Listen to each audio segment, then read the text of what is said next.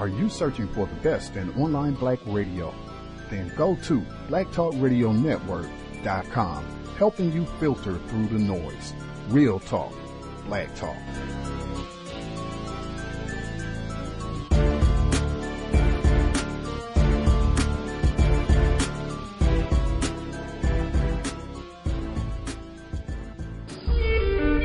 Solomon Northrup is an expert player on the violin.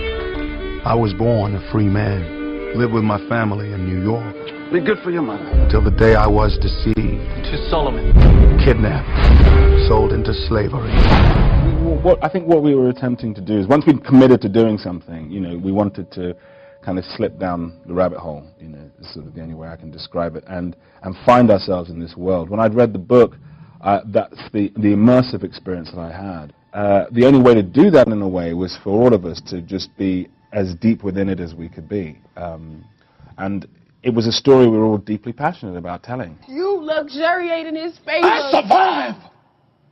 I will not fall into despair. I will offer up my talents to Master Ford. I will keep myself hardy till freedom is opportune. Some of the sort of best moments for me in the film also include incredible performances by background artists, which, I think maybe the first time you see it, it's not something you notice, but there are beats in the film that actually are about 12 or 15 people in a room or in a place, where everybody is actually working at this incredibly high pitch and are all deep within the reality of this. And I think it's one of the things that gives the film such an extraordinary strength and heart and depth, is that you can't look at any place in the frame where people aren't engaged. I think it's just interesting as people really look at the at history and the global history, and the systems of reality that we have, and the real cost of all of that. And I think it's been interesting to open up these debates and conversations with people who have, for whatever reason, have become disconnected from that history.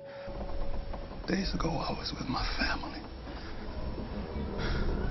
in my home. Now you tell me all is lost. Tell no one who I am. That's the way to survive. Well, I don't want to survive. I want to live. My hope was that I'd be able to just sort of drop the whole thing, but that just wasn't possible.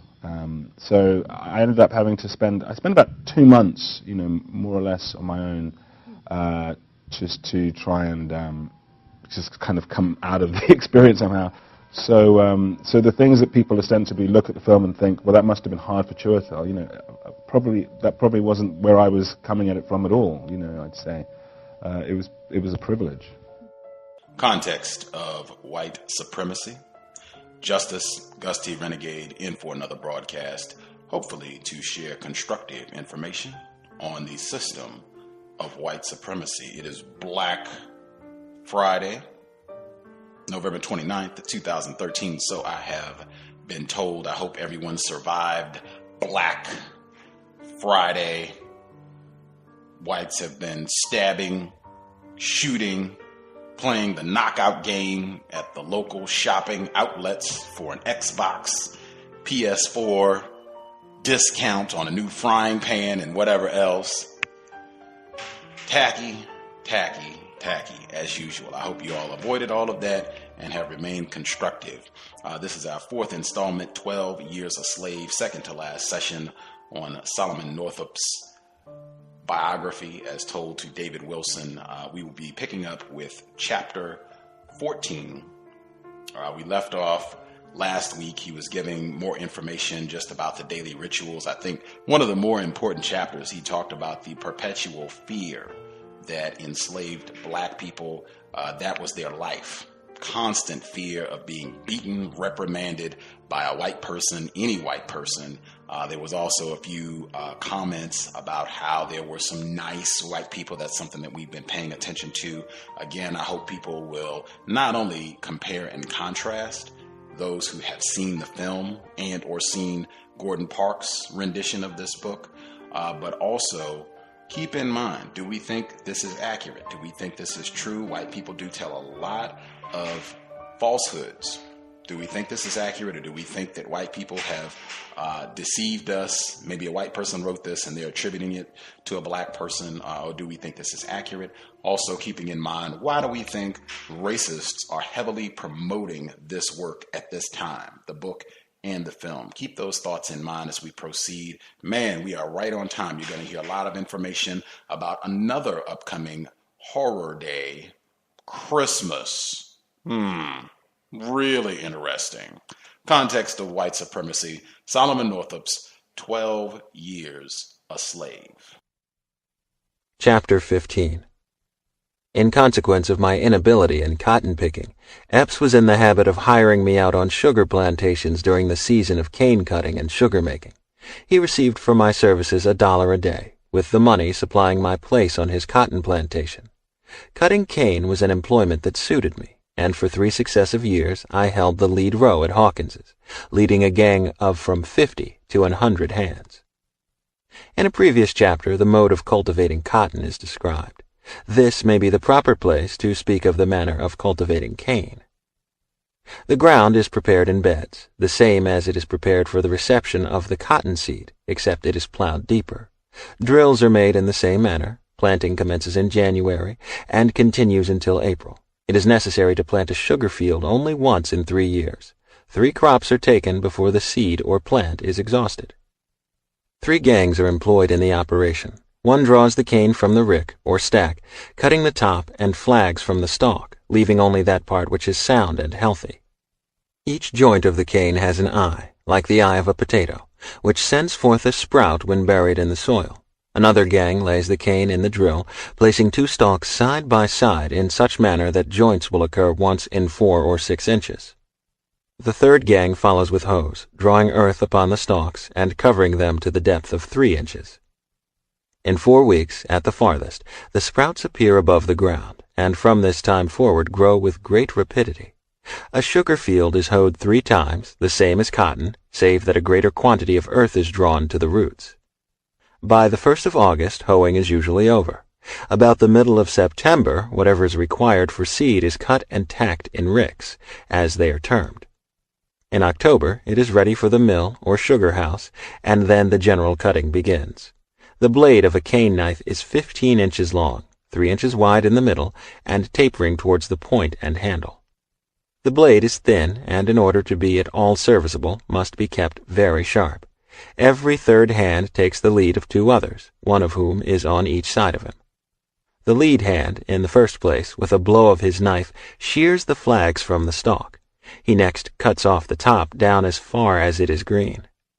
He must be careful to sever all the green from the ripe part, inasmuch as the juice of the former sours the molasses and renders it unsalable. Then he severs the stalk at the root and lays it directly behind him. His right and left-hand companions lay their stalks, when cut in the same manner, upon his. To every 3 hands there is a cart, which follows, and the stalks are thrown into it by the younger slaves, when it is drawn to the sugar house and ground. If the planter apprehends a frost, the cane is windrowed. Windrowing is the cutting the stalks at an early period and throwing them lengthwise in the water furrow in such a manner that the tops will cover the butts of the stalks. They will remain in this condition 3 weeks or a month without souring, and secure from frost. When the proper time arrives, they are taken up, trimmed, and carted to the sugar house. In the month of January, the slaves enter the field again to prepare for another crop. The ground is now strewn with the tops, and flags cut from the past year's cane. On a dry day, fire is set to this combustible refuse, which sweeps over the field, leaving it bare and clean and ready for the hoes. The earth is loosened about the roots of the old stubble, and in process of time another crop springs up from the last year's seed.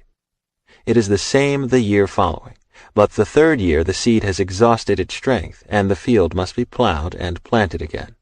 The 2nd year the cane is sweeter and yields more than the 1st, and the 3rd year more than the 2nd. During the 3 seasons I labored on Hawkins's plantation, I was employed a considerable portion of the time in the sugar house. He is celebrated as the producer of the finest variety of white sugar. The following is a general description of his sugar house and the process of manufacture. The mill is an immense brick building, standing on the shore of the bayou. Running out from the building is an open shed, at least 100 feet in length and 40 or 50 feet in width. The boiler in which the steam is generated is situated outside the main building. The machinery and engine rest on a brick pier 15 feet above the floor within the body of the building. The machinery turns 2 great iron rollers, between 2 and 3 feet in diameter and 6 or 8 feet in length. They are elevated above the brick pier and roll in towards each other. An endless carrier, made of chain and wood, like leathern belts used in small mills, extends from the iron rollers out of the main building and through the entire length of the open shed. The carts in which the cane is brought from the field as fast as it is cut are unloaded at the sides of the shed. All along the endless carrier are ranged slave children, whose business it is to place the cane upon it when it is conveyed through the shed into the main building, where it falls between the rollers, is crushed, and drops upon another carrier that conveys it out of the main building in an opposite direction, depositing it in the top of a chimney upon a fire beneath, which consumes it. It is necessary to burn it in this manner, because otherwise it would soon fill the building, and more especially because it would soon sour and engender disease. The juice of the cane falls into a conductor underneath the iron rollers, and is carried into a reservoir. Pipes convey it from thence into 5 filterers, holding several hogsheads each. These filterers are filled with bone black, a substance resembling pulverized charcoal. It is made of bones calcinated in close vessels, and is used for the purpose of decolorizing, by filtration, the cane juice before boiling. Through these 5 filterers it passes in succession, and then runs into a large reservoir underneath the ground floor, from whence it is carried up, by means of a steam pump, into a clarifier made of sheet iron, where it is heated by steam until it boils. From the first clarifier it is carried in pipes to a second and a third, and thence into close iron pans, through which tubes pass, filled with steam. While in a boiling state it flows through 3 pans in succession, and is then carried in other pipes down to the coolers on the ground floor. Coolers are wooden boxes with sieve bottoms made of the finest wire. As soon as the syrup passes into the coolers and is met by the air, it grains, and the molasses at once escapes through the sieves into a cistern below. It is then white or loaf sugar of the finest kind, clear, clean, and as white as snow. When cool, it is taken out, packed in hogsheads, and is ready for market. The molasses is then carried from the cistern into the upper story again, and by another process converted into brown sugar. There are larger mills, and those constructed differently from the one thus imperfectly described, but none, perhaps, more celebrated than this anywhere on Bayou Buff. Lambert of New Orleans is a partner of Hawkins. He is a man of vast wealth, holding, as I have been told, an interest in over 40 different sugar plantations in Louisiana. The only respite from constant labor the slave has through the whole year is during the Christmas holidays. Epps allowed us 3, others allow 4, 5, and 6 days according to the measure of their generosity. It is the only time to which they look forward with any interest or pleasure. They are glad when night comes, not only because it brings them a few hours' repose, but because it brings them 1 day nearer Christmas. It is hailed with equal delight by the old and the young. Even Uncle Abram ceases to glorify Andrew Jackson, and Patsy forgets her many sorrows amid the general hilarity of the holidays. It is the time of feasting and frolicking and fiddling, the carnival season with the children of bondage. They are the only days when they are allowed a little restricted liberty, and heartily indeed do they enjoy it. It is the custom for one planter to give a Christmas supper, inviting the slaves from neighboring plantations to join his own on the occasion. For instance, one year it is given by Epps, the next by Marshall, the next by Hawkins, and so on. Usually from 300 to 500 are assembled, coming together on foot, in carts, on horseback, on mules, riding double and triple, sometimes a boy and girl, at others a girl and 2 boys, and at others again a boy, a girl, and an old woman. Uncle Abram astride a mule, with Aunt Phoebe and Patsy behind him, trotting towards a Christmas supper, would be no uncommon sight on Bayou Buff. Then, too, of all days of the year, they array themselves in their best attire. The cotton coat has been washed clean, the stump of a tallow candle has been applied to the shoes, and if so fortunate as to possess a rimless or a crownless hat, it is placed jauntily on the head. They are welcomed with equal cordiality, however, if they come bareheaded and barefooted to the feast. As a general thing, the women wear handkerchiefs tied about their heads, but if chance has thrown in their way a fiery red ribbon or a cast-off bonnet of their mistress's grandmother, it is sure to be worn on such occasions. Red, the deep blood red, is decidedly the favorite color among the enslaved damsels of my acquaintance. If a red ribbon does not encircle the neck, you will be certain to find all the hair of their woolly heads tied up with red strings of one sort or another. The table is spread in the open air, and loaded with varieties of meat and piles of vegetables. Bacon and cornmeal at such times are dispensed with. Sometimes the cooking is performed in the kitchen on the plantation, at others in the shade of wide-branching trees. In the latter case, a ditch is dug in the ground, and wood laid in and burned until it is filled with glowing coals, over which chickens, ducks, turkeys, pigs, and not unfrequently the entire body of a wild ox, are roasted. They are furnished also with flour, of which biscuits are made, and often with peach and other preserves, with tarts, and every manner and description of pies, except the mince, that being an article of pastry as yet unknown among them. Only the slave who has lived all the years on his scanty allowance of meal and bacon can appreciate such suppers. White people in great numbers assemble to witness the gastronomical enjoyments. They seat themselves at the rustic table, the males on one side, the females on the other, the two between whom there may have been an exchange of tenderness invariably manage to sit opposite. For the omnipresent Cupid disdains not to hurl his arrows into the simple hearts of slaves. Unalloyed and exulting happiness lights up the dark faces of them all. The ivory teeth, contrasting with their black complexions, exhibit two long white streaks the whole extent of the table. All round the bountiful board a multitude of eyes roll in ecstasy. Giggling and laughter and the clattering of cutlery and crockery succeed. Cuffy's elbow hunches his neighbor's side, impelled by an involuntary impulse of delight. Nellie shakes her finger at Sambo and laughs, she knows not why, and so the fun and merriment flows on. When the viands have disappeared, and the hungry maws of the children of toil are satisfied, then, next in the order of amusement, is the Christmas dance. My business on these gala days always was to play on the violin. The African race is a music-loving one, proverbially, and many there were among my fellow bondsmen whose organs of tune were strikingly developed, and who could thumb the banjo with dexterity.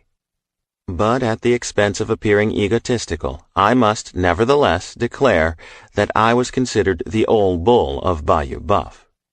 My master often received letters, sometimes from a distance of 10 miles, requesting him to send me to play at a ball or festival of the whites.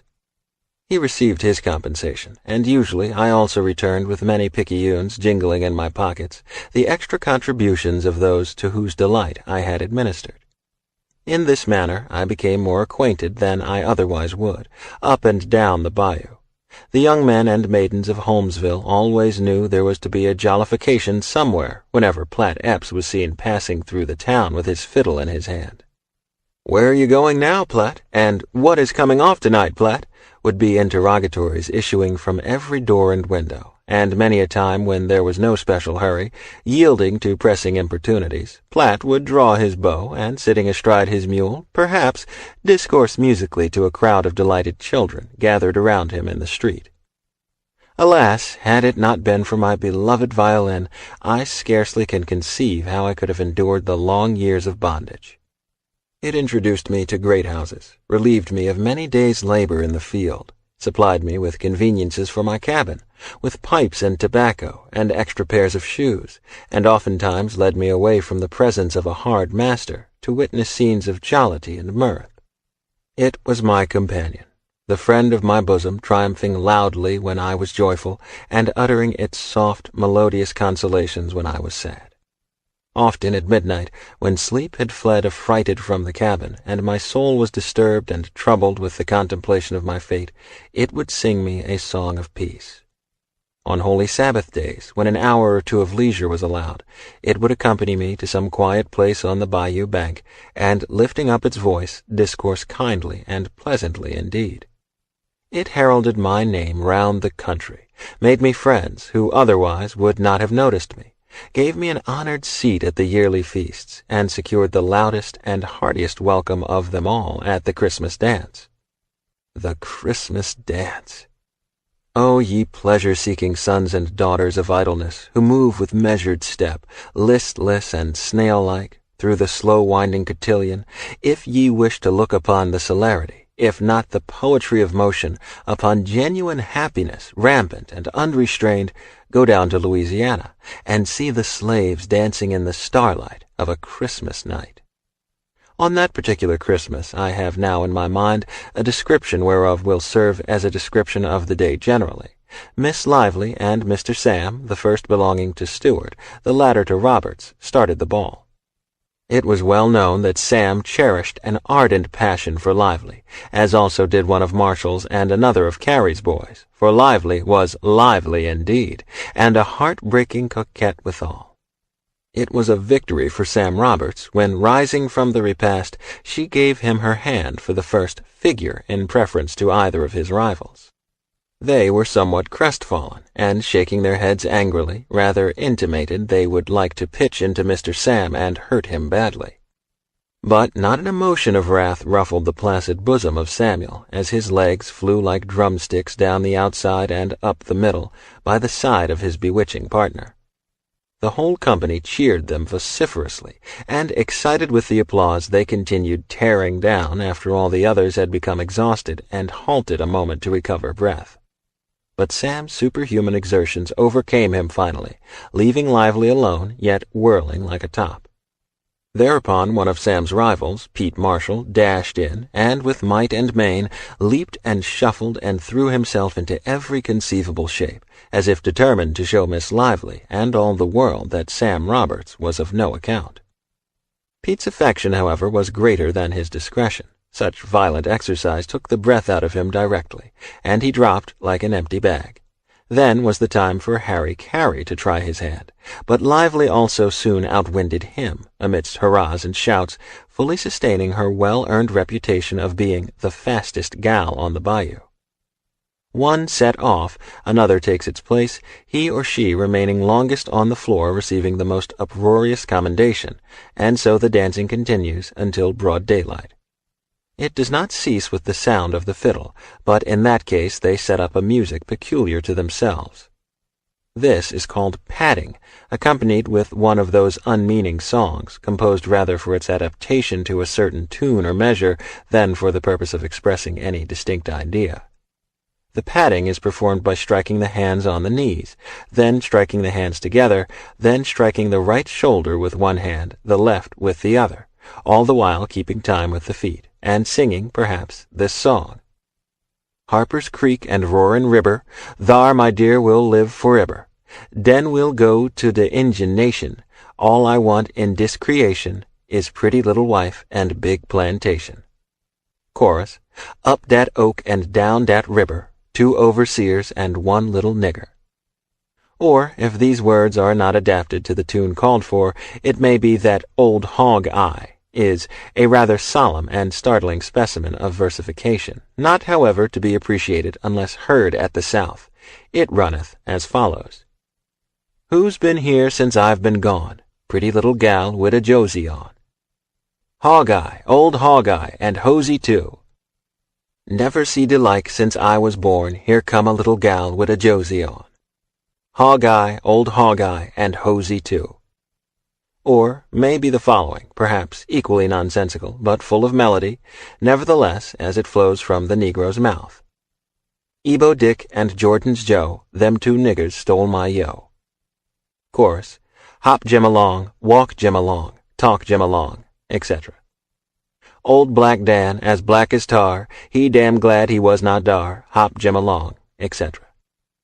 During the remaining holidays succeeding Christmas, they are provided with passes, and permitted to go where they please within a limited distance, or they may remain and labor on the plantation, in which case they are paid for it. It is very rarely, however, that the latter alternative is accepted, They may be seen at these times hurrying in all directions, as happy-looking mortals as can be found on the face of the earth. They are different beings from what they are in the field, the temporary relaxation, the brief deliverance from fear and from the lash, producing an entire metamorphosis in their appearance and demeanor. In visiting, riding, renewing old friendships, or perchance reviving some old attachment, or pursuing whatever pleasure may suggest itself, the time is occupied. Such is Southern life as it is, 3 days in the year, as I found it, the other 362 being days of weariness and fear and suffering and unremitting labor. Marriage is frequently contracted during the holidays, if such an institution may be said to exist among them.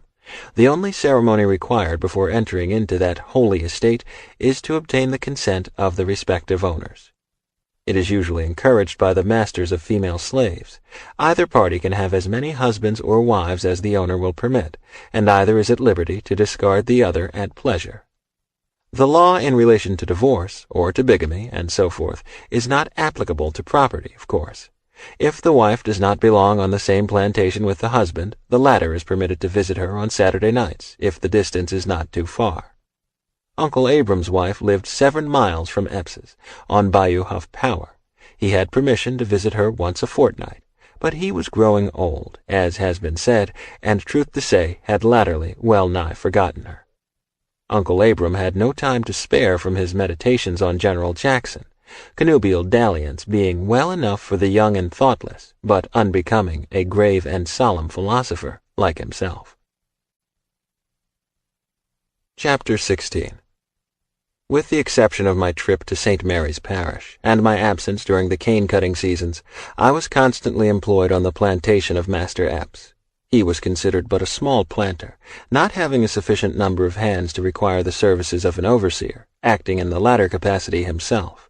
Not able to increase his force, it was his custom to hire during the hurry of cotton-picking. On larger estates, employing 50 or 100, or perhaps 200 hands, an overseer is deemed indispensable. These gentlemen ride into the field on horseback, without an exception, to my knowledge, armed with pistols, bowie knife, whip, and accompanied by several dogs. They follow, equipped in this fashion, in rear of the slaves, keeping a sharp lookout upon them all. The requisite qualifications in an overseer are utter heartlessness, brutality, and cruelty. It is his business to produce large crops, and if that is accomplished, no matter what amount of suffering it may have caused. The presence of the dogs are necessary to overhaul a fugitive who may take to his heels, as is sometimes the case when faint or sick he is unable to maintain his row, and unable also to endure the whip. The pistols are reserved for any dangerous emergency, there having been instances when such weapons were necessary. Goaded into uncontrollable madness, even the slave will sometimes turn upon his oppressor. The gallows were standing at Marksville last January, upon which one was executed a year ago for killing his overseer. It occurred not many miles from Epps's plantation on Red River. The slave was given his task at splitting rails. In the course of the day the overseer sent him on an errand, which occupied so much time that it was not possible for him to perform the task. The next day he was called to an account, but the loss of time occasioned by the errand was no excuse, and he was ordered to kneel and bare his back for the reception of the lash. They were in the woods, alone, beyond the reach of sight or hearing. The boy submitted until, maddened at such injustice and insane with pain, he sprang to his feet and, seizing an axe, literally chopped the overseer in pieces. He made no attempt whatever at concealment, but, hastening to his master, related the whole affair, and declared himself ready to expiate the wrong by the sacrifice of his life. He was led to the scaffold, and while the rope was around his neck, maintained an undismayed and fearless bearing, and with his last words justified the act. Besides the overseer, there are drivers under him, the number being in proportion to the number of hands in the field. The drivers are black, who, in addition to the performance of their equal share of work, are compelled to do the whipping of their several gangs. Whips hang around their necks, and if they fail to use them thoroughly, are whipped themselves. They have a few privileges, however. For example, in cane-cutting, the hands are not allowed to sit down long enough to eat their dinners. Carts filled with corn cake, cooked at the kitchen, are driven into the field at noon. The cake is distributed by the drivers and must be eaten with the least possible delay. When the slave ceases to perspire, as he often does when taxed beyond his strength, he falls to the ground and becomes entirely helpless. It is then the duty of the driver to drag him into the shade of the standing cotton or cane, or of a neighboring tree, where he dashes buckets of water upon him, and uses other means of bringing out perspiration again, when he is ordered to his place and compelled to continue his labor. At Huff Power, when I first came to Epps's, Tom, one of Roberts's Negroes, was driver. He was a burly fellow, and severe in the extreme. After Epps's removal to Bayou Buff, that distinguished honor was conferred upon myself. Up to the time of my departure, I had to wear a whip about my neck in the field. If Epps was present, I dared not show any lenity, not having the Christian fortitude of a certain well-known Uncle Tom sufficiently to brave his wrath by refusing to perform the office. In that way only I escaped the immediate martyrdom he suffered, and withal saved my companions much suffering, as it proved in the end. Epps, I soon found, whether actually in the field or not, had his eyes pretty generally upon us. From the piazza, from behind some adjacent tree or other concealed point of observation, he was perpetually on the watch. If one of us had been backward or idle through the day, we were apt to be told all about it on returning to the quarters, and as it was a matter of principle with him to reprove every offense of that kind that came within his knowledge, the offender not only was certain of receiving a castigation for his tardiness, but I likewise was punished for permitting it. If, on the other hand, he had seen me use the lash freely, the man was satisfied. Practice makes perfect, truly. And during my 8 years' experience as a driver, I learned to handle the whip with marvelous dexterity and precision, throwing the lash within a hair's breadth of the back, the ear, the nose, without, however, touching either of them. If Epps was observed at a distance, or we had reason to apprehend he was sneaking somewhere in the vicinity, I would commence plying the lash vigorously, when, according to arrangement, they would squirm and screech as if in agony, although not one of them had in fact been even grazed. Patsy would take occasion, if he made his appearance presently, to mumble in his hearing some complaints that Platt was lashing them the whole time, and Uncle Abram, with an appearance of honesty peculiar to himself, would declare roundly I had just whipped them worse than General Jackson whipped the enemy at New Orleans. If Epps was not drunk, and in one of his beastly humors, this was, in general, satisfactory. If he was, some one or more of us must suffer, as a matter of course. Sometimes his violence assumed a dangerous form, placing the lives of his human stock in jeopardy. On one occasion the drunken madman thought to amuse himself by cutting my throat. He had been absent at Holmesville, in attendance at a shooting match, and none of us were aware of his return. While hoeing by the side of Patsy, she exclaimed in a low voice suddenly, "Platt, do you see old Hogjaw beckoning me to come to him?" Glancing sideways, I discovered him in the edge of the field, motioning and grimacing, as was his habit when half intoxicated. Aware of his lewd intentions, Patsy began to cry. I whispered her not to look up, and to continue at her work, as if she had not observed him. Suspecting the truth of the matter, however, he soon staggered up to me in a great rage. "What did you say to Pats?" he demanded, with an oath. I made him some evasive answer, which only had the effect of increasing his violence. "How long have you owned this plantation, say, you damn nigger?" he inquired, with a malicious sneer, at the same time taking hold of my shirt collar with one hand and thrusting the other into his pocket. "Now I'll cut your black throat, that's what I'll do," drawing his knife from his pocket as he said it. But with one hand he was unable to open it, until finally, seizing the blade in his teeth, I saw he was about to succeed, and felt the necessity of escaping from him, for in his present reckless state it was evident he was not joking, by any means. My shirt was open in front, and as I turned round quickly and sprang from him, while he still retained his grip, it was stripped entirely from my back. There was no difficulty now in eluding him. He would chase me until out of breath, then stop until it was recovered, swear, and renew the chase again. Now he would command me to come to him, now endeavor to coax me, but I was careful to keep at a respectful distance. In this manner we made the circuit of the field several times, he making desperate plunges, and I always dodging them, more amused than frightened, well knowing that when his sober senses returned, he would laugh at his own drunken folly. At length I observed the mistress standing by the yard fence, watching our half-serious, half-comical maneuvers. Shooting past him, I ran directly to her. Epps, on discovering her, did not follow. He remained about the field an hour or more, during which time I stood by the mistress, having related the particulars of what had taken place. Now she was aroused again, denouncing her husband and Patsy about equally. Finally, Epps came towards the house, by this time nearly sober, walking demurely, with his hands behind his back, and attempting to look as innocent as a child. As he approached, nevertheless, Mistress Epps began to berate him roundly, heaping upon him many rather disrespectful epithets, and demanding for what reason he had attempted to cut my throat. Epps made wondrous strange of it all, and to my surprise swore by all the saints in the calendar he had not spoken to me that day. "Plat, you lying nigger, have I?" was his brazen appeal to me. It is not safe to contradict a master, even by the assertion of a truth. So I was silent, and when he entered the house I returned to the field, and the affair was never after alluded to. Shortly after this time a circumstance occurred that came nigh divulging the secret of my real name and history, which I had so long and carefully concealed, and upon which I was convinced depended my final escape. Soon after he purchased me, Epps asked me if I could write and read, and on being informed that I had received some instruction in those branches of education, he assured me, with emphasis, if he ever caught me with a book, or with pen and ink, he would give me 100 lashes. He said he wanted me to understand that he bought niggers to work and not to educate. He never inquired a word of my past life, or from whence I came.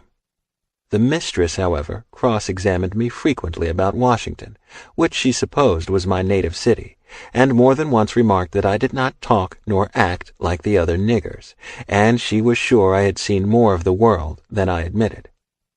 My great object always was to invent means of getting a letter secretly into the post office, directed to some of my friends or family at the North. The difficulty of such an achievement cannot be comprehended by one unacquainted with the severe restrictions imposed upon me. In the first place, I was deprived of pen, ink, and paper.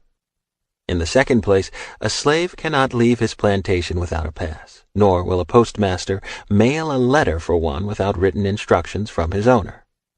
I was in slavery 9 years, and always watchful and on the alert before I met with the good fortune of obtaining a sheet of paper.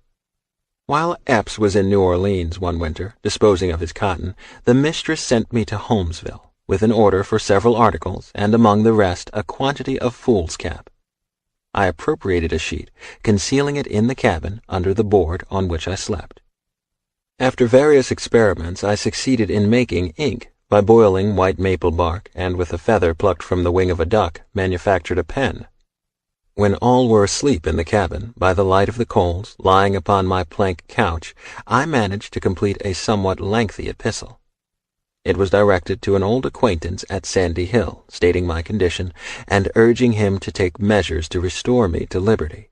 This letter I kept a long time, contriving measures by which it could be safely deposited in the post office. At length a low fellow, by the name of Armsby, hitherto a stranger, came into the neighborhood, seeking a situation as overseer. He applied to Epps, and was about the plantation for several days. He next went over to Shaw's, near by, and remained with him several weeks.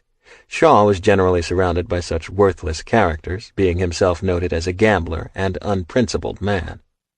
He had made a wife of his slave Charlotte, and a brood of young mulattoes were growing up in his house.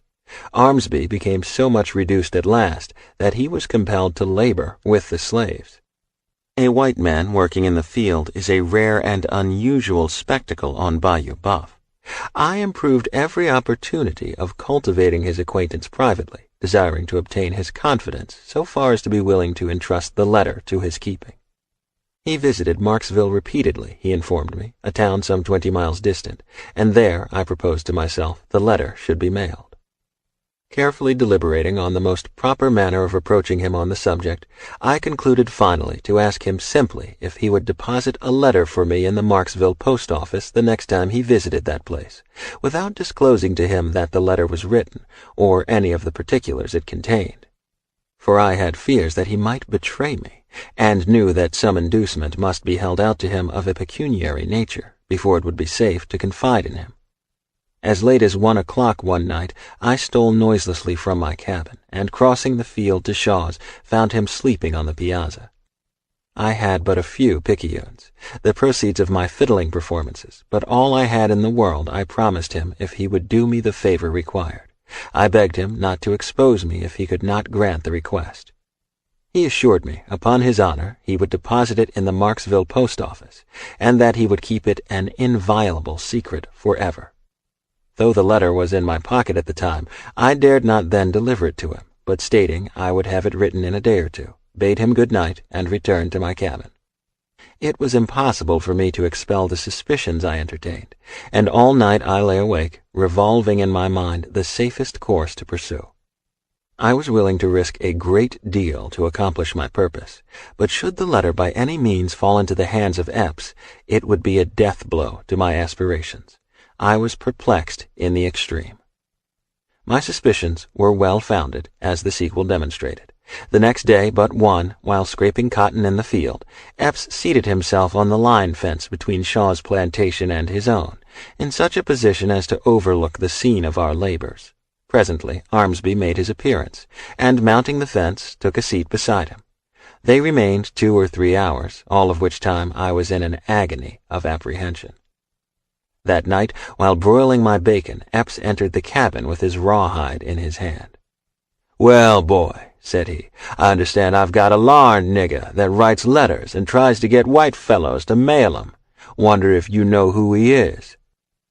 My worst fears were realized, and although it may not be considered entirely creditable, even under the circumstances, yet a resort to duplicity and downright falsehood was the only refuge that presented itself. "Don't know nothing about it, Master Epps," I answered him, assuming an air of ignorance and surprise. "Don't know nothing at all about it, sir." "Warn't you over to Shaw's night before last?" he inquired. "No, master," was the reply. "Haven't you asked that fellow Armsby to mail a letter for you at Marksville?" "Why, Lord, master, I never spoke 3 words to him in all my life. I don't know what you mean." "Well," he continued, "Armsby told me today the devil was among my niggers, that I had one that needed close watching or he would run away, and when I asked him why, he said you come over to Shaw's and waked him up in the night and wanted him to carry a letter to Marksville. What have you got to say to that, huh?" "All I've got to say, master," I replied, "is there is no truth in it. How could I write a letter without any ink or paper? There is nobody I want to write to, 'cause I hain't got no friends living as I know of. That Armsby is a lying, drunken fellow, they say, and nobody believes him anyway. You know I always tell the truth, and that I never go off the plantation without a pass. Now, master, I can see what that Armsby is after, plain enough. Didn't he want you to hire him for an overseer?" "Yes, he wanted me to hire him," answered Epps. "That's it," said I. "He wants to make you believe we're all going to run away, and then he thinks you'll hire an overseer to watch us. He just made that story out of whole cloth, 'cause he wants to get a situation. It's all a lie, master, you may depend on't."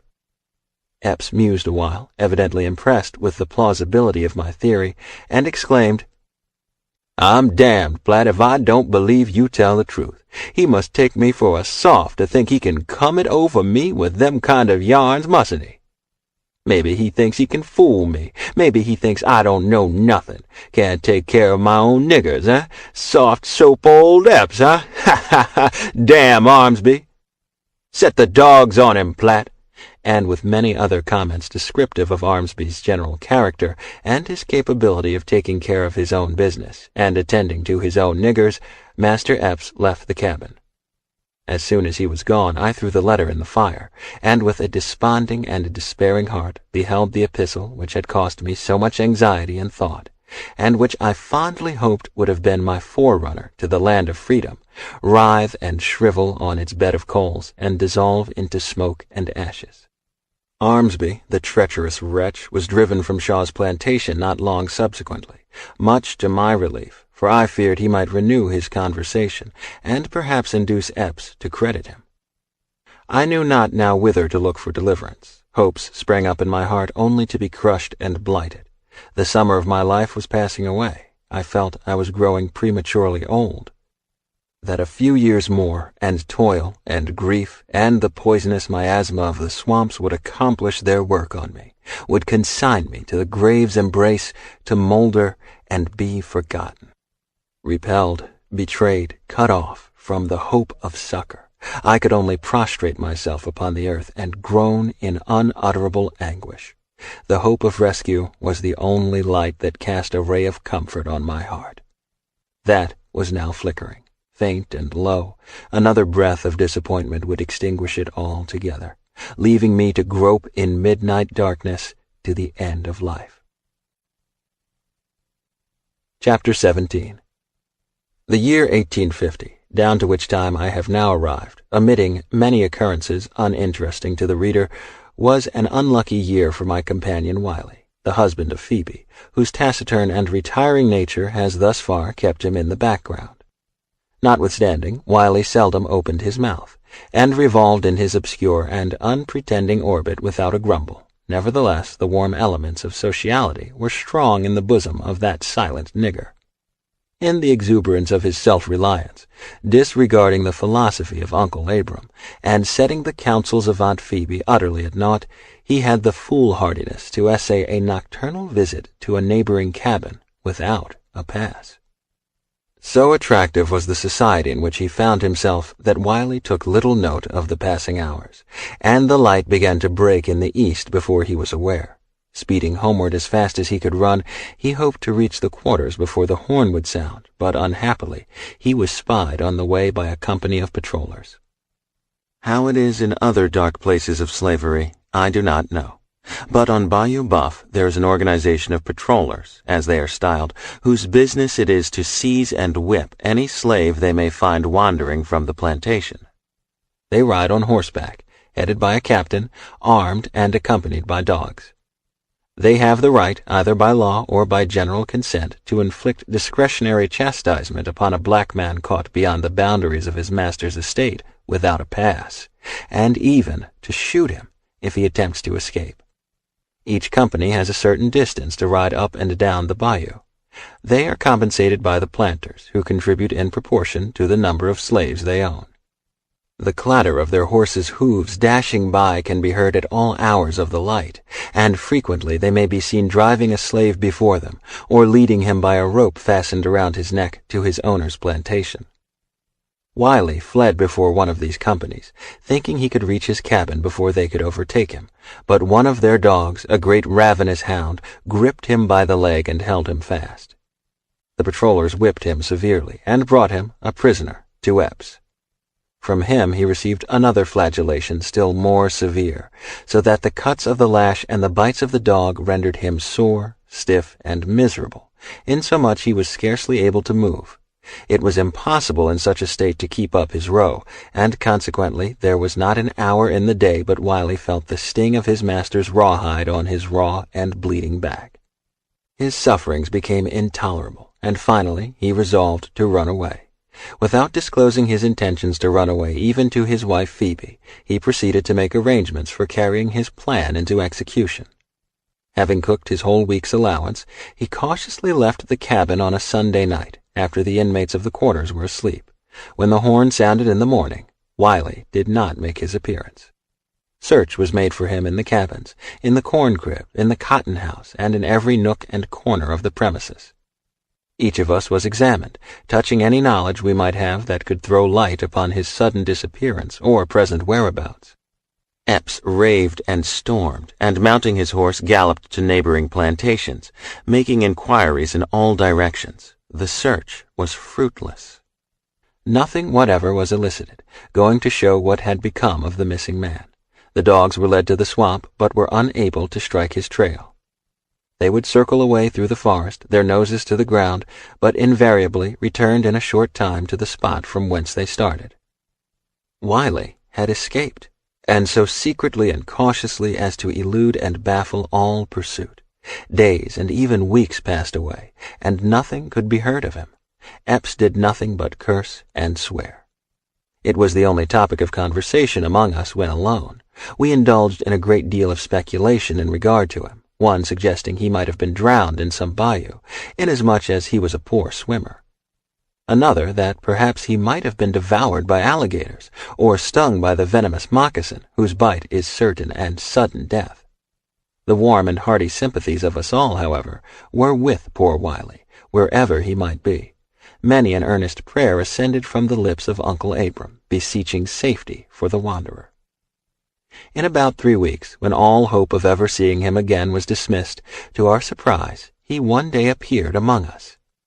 On leaving the plantation, he informed us it was his intention to make his way back to South Carolina, to the old quarters of Master Buford.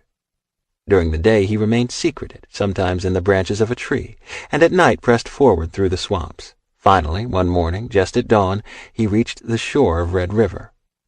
While standing on the bank, considering how he could cross it, a white man accosted him and demanded a pass. Without one, and evidently a runaway, he was taken to Alexandria, the shire town of the parish of Rapides, and confined in prison. It happened several days after that Joseph B. Roberts, uncle of Mistress Epps, was in Alexandria, and going into the jail, recognized him. Wiley had worked on his plantation when Epps resided at Huff Power. Paying the jail fee and writing him a pass, underneath which was a note to Epps, requesting him not to whip him on his return, Wiley was sent back to Bayou Buff. It was the hope that hung upon this request, and which Roberts assured him would be respected by his master, that sustained him as he approached the house. The request, however, as may be readily supposed, was entirely disregarded. After being kept in suspense 3 days, Wiley was stripped and compelled to endure one of those inhuman floggings to which the poor slave is so often subjected. It was the first and last attempt of Wiley to run away. The long scars upon his back, which he will carry with him to the grave, perpetually remind him of the dangers of such a step. There was not a day throughout the 10 years I belonged to Epps that I did not consult with myself upon the prospect of escape. I laid many plans, which at the time I considered excellent ones, but one after the other they were all abandoned. No man who has ever been placed in such a situation can comprehend the 1,000 obstacles thrown in the way of the flying slave. Every white man's hand is raised against him, the patrollers are watching for him, the hounds are ready to follow on his track, and the nature of the country is such as renders it impossible to pass through it with any safety. I thought, however, that the time might come, perhaps, when I should be running through the swamps again. I concluded in that chase to be prepared for Epps's dogs, should they pursue me. He possessed several, one of which was a notorious slave hunter, and the most fierce and savage of his breed. While out hunting the coon or the opossum, I never allowed an opportunity to escape, when alone, of whipping them severely. In this manner I succeeded at length in subduing them completely. They feared me, obeying my voice at once when others had no control over them whatever. Had they followed and overtaken me, I doubt not they would have shrank from attacking me.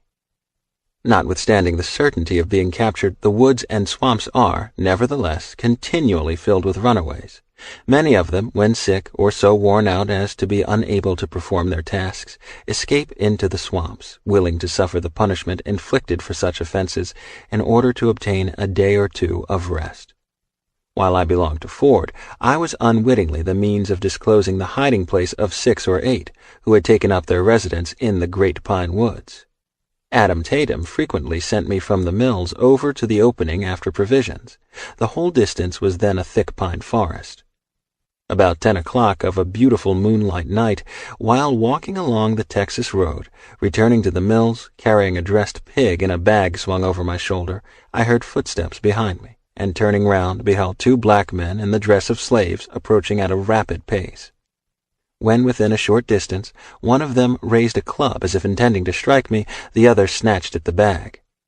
I managed to dodge them both, and seizing a pine knot, hurled it with such force against the head of one of them that he was prostrated apparently senseless to the ground. Just then 2 more made their appearance, from one side of the road. Before they could grapple me, however, I succeeded in passing them and taking to my heels, fled, much affrighted, towards the mills.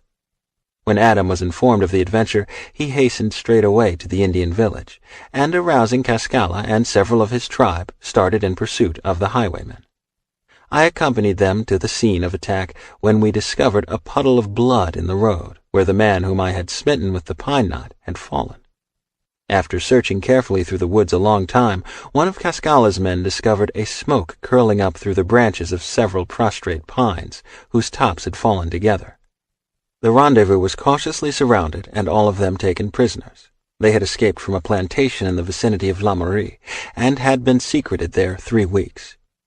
They had no evil design upon me, except to frighten me out of my pig, having observed me passing towards Ford's just at nightfall, and suspecting the nature of my errand, they had followed me, seen me butcher and dress the porker, and start on my return. They had been pinched for food, and were driven to this extremity by necessity.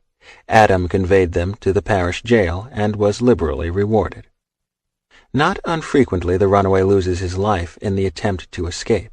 Epps's premises were bounded on one side by Carey's, a very extensive sugar plantation.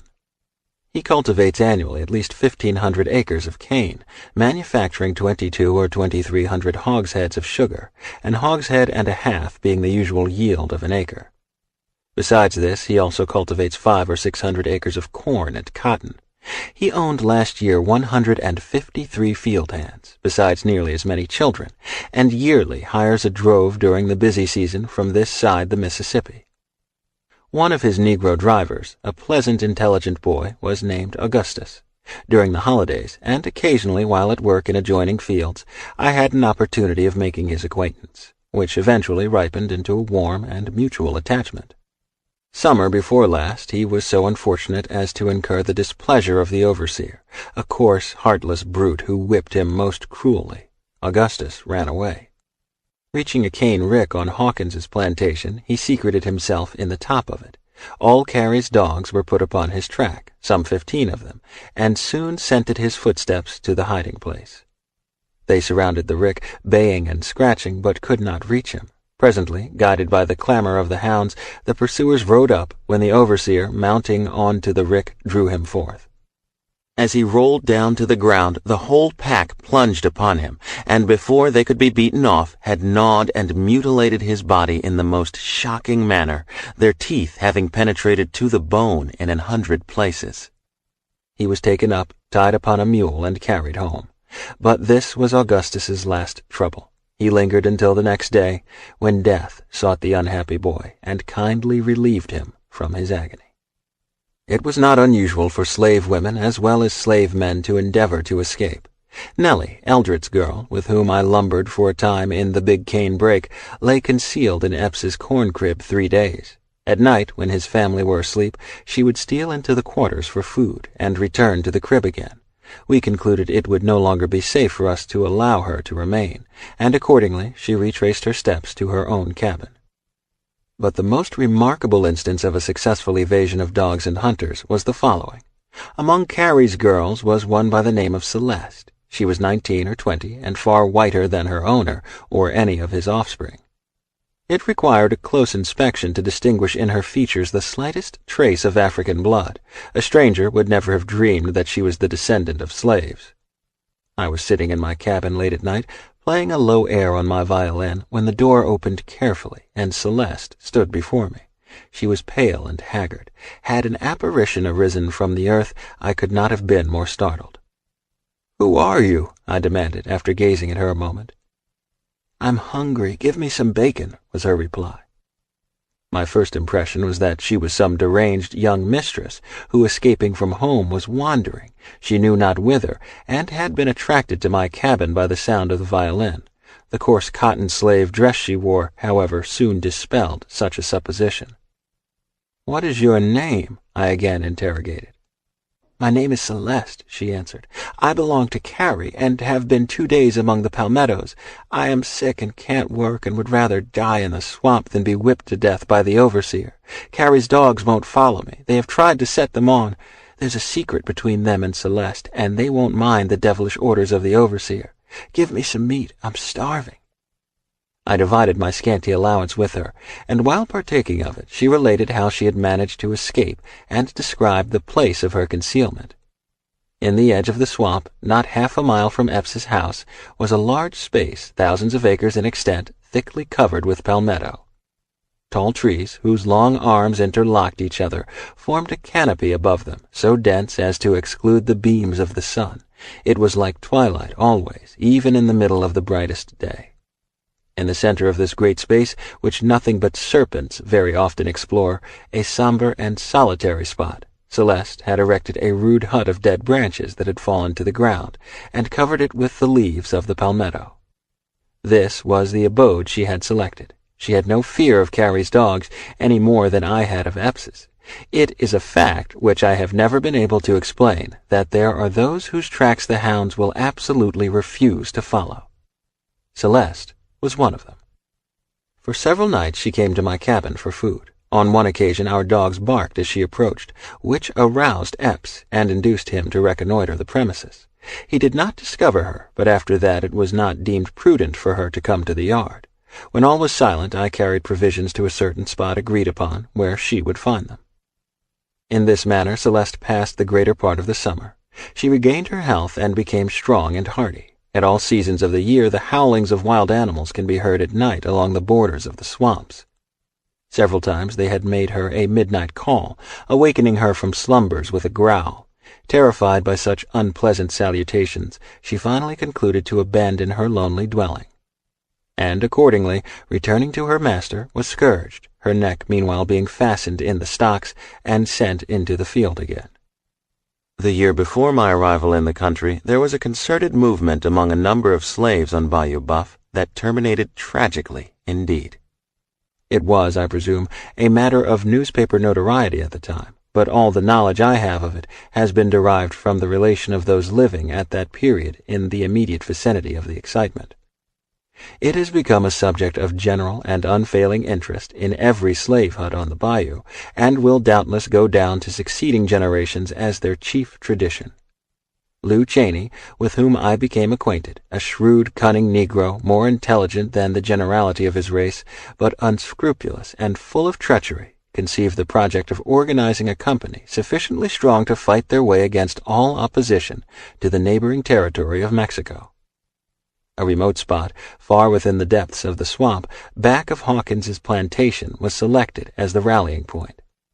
Lew flitted from one plantation to another in the dead of night, preaching a crusade to Mexico, and, like Peter the Hermit, creating a furor of excitement wherever he appeared.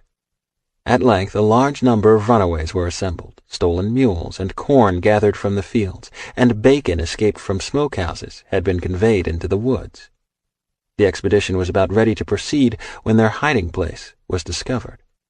Lew Cheney, becoming convinced of the ultimate failure of his project, in order to curry favor with his master and avoid the consequences which he foresaw would follow, deliberately determined to sacrifice all his companions. Departing secretly from the encampment, he proclaimed among the planters the number collected in the swamp, and instead of stating truly the object they had in view, asserted their intention was to emerge from their seclusion the first favorable opportunity, and murder every white person along the bayou. Such an announcement, exaggerated as it passed from mouth to mouth, filled the whole country with terror. The fugitives were surrounded and taken prisoners, carried in chains to Alexandria, and hung by the populace. Not only those, but many who were suspected, though entirely innocent, were taken from the field and from the cabin, and without the shadow of process or form of trial, hurried to the scaffold. The planters on Bayou Buff finally rebelled against such reckless destruction of property, but it was not until a regiment of soldiers had arrived from some fort on the Texan frontier, demolished the gallows, and opened the doors of the Alexandria prison that the indiscriminate slaughter was stayed. Lew Cheney escaped, and was even rewarded for his treachery. He is still living, but his name is despised and execrated by all his race throughout the parishes of Rapides and Avoyelles. Such an idea as insurrection, however, is not new among the enslaved population of Bayou Buff. More than once I have joined in serious consultation when the subject has been discussed, and there have been times when a word from me would have placed hundreds of my fellow bondsmen in an attitude of defiance. Without arms or ammunition, or even with them, I saw such a step would result in certain defeat, disaster, and death, and always raised my voice against it. During the Mexican War, I well remember the extravagant hopes that were excited. The news of victory filled the great house with rejoicing, but produced only sorrow and disappointment in the cabin. In my opinion, and I have had opportunity to know something of the feeling of which I speak, there are not 50 slaves on the shores of Bayou Buff, but would hail with unmeasured delight the approach of an invading army. They are deceived who flatter themselves that the ignorant and debased slave has no conception of the magnitude of his wrongs. They are deceived who imagine that he arises from his knees, with back lacerated and bleeding, cherishing only a spirit of meekness and forgiveness. A day may come, it will come, if his prayer is heard, a terrible day of vengeance, when the master in his turn will cry in vain for mercy. Context of White Supremacy. The number to dial, 760-569-7676, and the code is 564943#. Press *6 if you would like to participate. They didn't have all that in the movie. The number again is 760-569-7676, and the code is 564943#. Press *6 if you would like to participate. If you don't want to use your phone, feel free, use the flash phone. If you're listening via Black Talk Radio, you should just look for the black button. Can't miss it. Very obvious. Center of the page. Click it. Should say call the program. If you are not there, the URL that you can use to access the flash phone, tiny, tiny.cc/1race. And it's the number 1. The address again, tiny.cc/1race. Once you do that, click the button or use the URL. Open the page.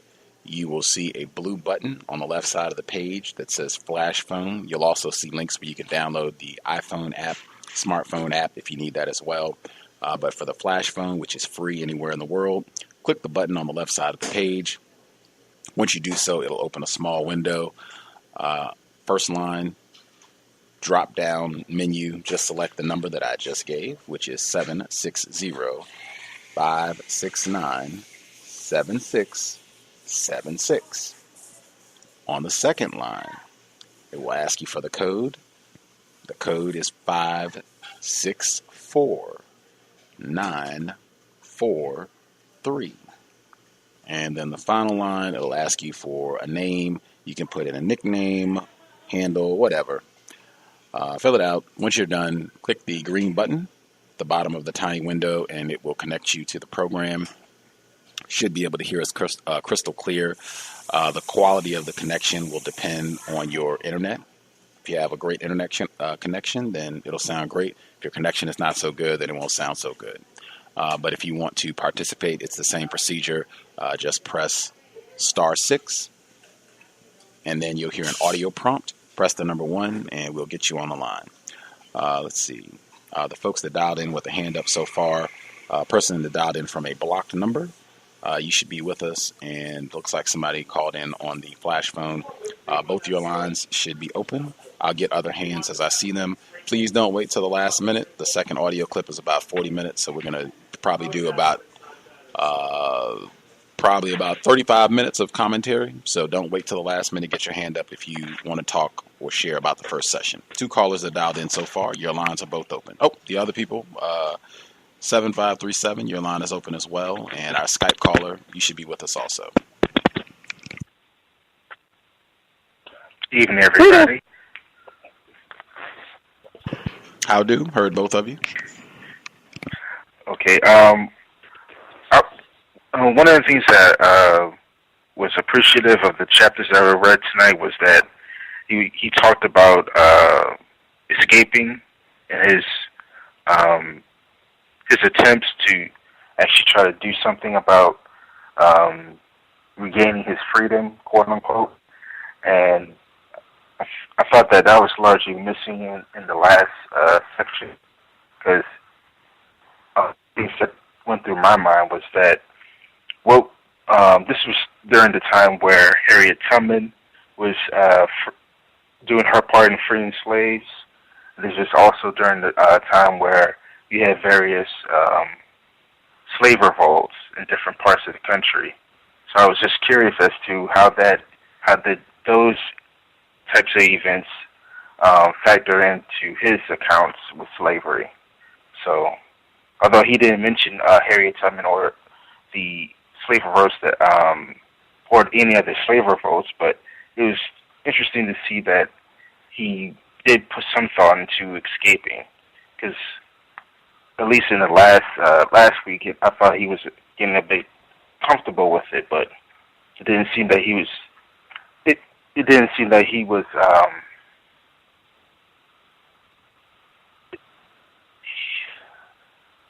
At least during this time, he was really thinking about going back to his old life.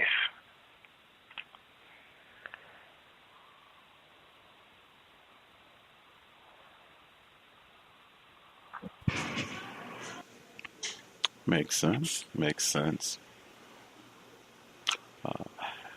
If that's all the comments you had right now, there are other folks who would like to share. Your line should be open as well. Greetings, Gus. 404. Yes, ma'am. Well, Gus, what I was going to say with the I read ahead, so I'll be nice. I'm not going to tell everything, but the situation here with the making of the sugar, and you see how much process it takes in order to convert brown sugar into white sugar. Did y'all read through that part where he was describing all the different filtration it had to go through? Yes, ma'am. That was at I think the top of this week's section. Yes, where he was describing the making of the sugar cane. And, you know, it just goes to show the destructive nature of these people, that here it is, sugar and molasses comes out dark brown. But for some reason, they want to see themselves in everything, that they will go to all this trouble to filtrate it, to bleach it out in order to get white sugar. And I don't know what the purpose was in them in the first place to create the white sugar, except that they want to see something that have a similarity to themselves, that they want to feel connected to, that they decide to make white sugar, because it's not a natural process. The other thing I was going to touch on is the way how he said that the slave went mad when he chopped up the overseer in the field. The man didn't go mad. It's a natural reaction. Here it is that you beat this man unmercifully for doing something that was not under his control. He couldn't do his job because of what you put him up to do. Then all of a sudden you're going to take it out on him and want to beat him down. And it's a natural reaction, because if the roles were flipped, the overseer would have done the same thing. Here it is, I'm getting beat. And you know why it is that I wasn't able to do what I was supposed to do.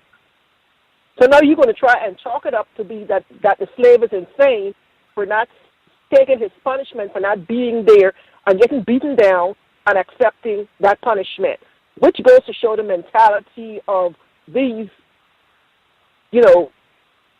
people, if you want to call them people. The other thing I'm going to touch on last thing that the article is getting is the way how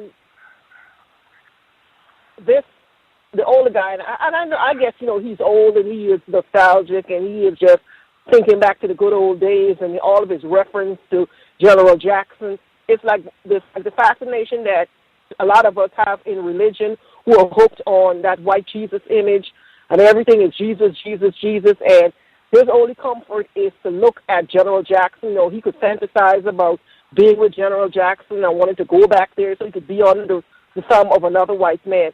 It just seems that we, for some reason, that we have this connection, this attachment to white people, that it doesn't matter what happens, we always want to find a way to have them in our presence or right next to us for some strange reason that we cannot be in an all-black setting, so to speak, without somebody that wanted to have a white person in the midst. That's all for right now, and I'll let the other callers get a chance to speak. I'll mute myself. May I be heard? Yes, ma'am. Good evening, Gus. Good evening, Justice, to the callers and listeners. As 404, if you could speak up a little bit, please. Sorry. Raise your voice. Can you hear me? Okay. As 404 did, I made an observation with the sugar, white sugar, how the cane juice is decolorized, clarified, using a black substance to produce something clear, clean, and white as snow. And the analogy is just how white people use black people to get their white agendas accomplished. That came to mind. Yet the narrator did not describe in great detail, as he did with the process to create white sugar, the process that is used to create brown sugar. I don't know if anyone noticed, but there was never a process described to make brown sugar in detail as it was described to make white sugar. Another observation during Christmas time, I believe the narrator said that the whites were having gastronomical enjoyments while watching the slaves entertain them. Gastronomical, which means I guess they were having like a bunch of belly laughs, which was the best thing in the world for them. And also regarding Shaw, the plantation master there, the narrator states that Shaw made a wife of one of the slaves there. There were a gang of mulattoes running around. The language made a wife was, I guess, preferred over Shaw continually raped and brutalized the slave for her entire lifetime. For these reasons, I believe that this piece is by white people, for white people. Now I'll mute my line. If I could say something real quick, the statements I made that with in mind that this text could be written by a white person, so that the omittance of any slave rebellions or any real attempts to counteract slavery and thus white supremacy, I think that was largely omitted from this text as well.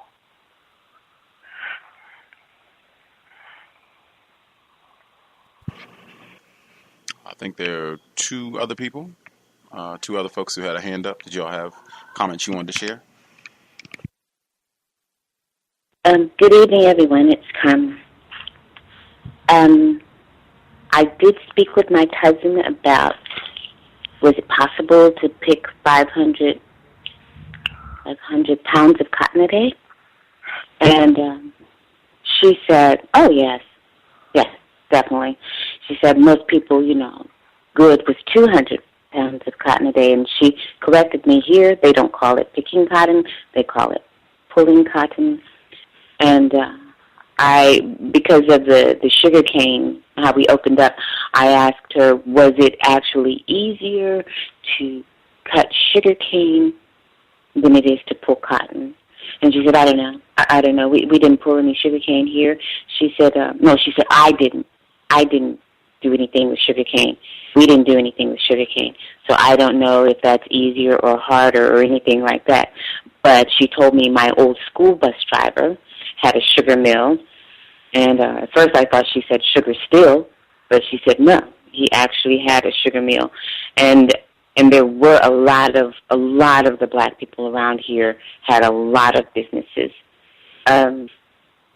The largest sugar mill in our area here in Texas was in a place called Sugarland Plantation, and I don't know if you guys have Imperial Sugar, but after the plantation closed, then they made it into a prison, Sugarland Prison, and they used the convict labor, and it was just absolutely notorious. I heard that it was awful.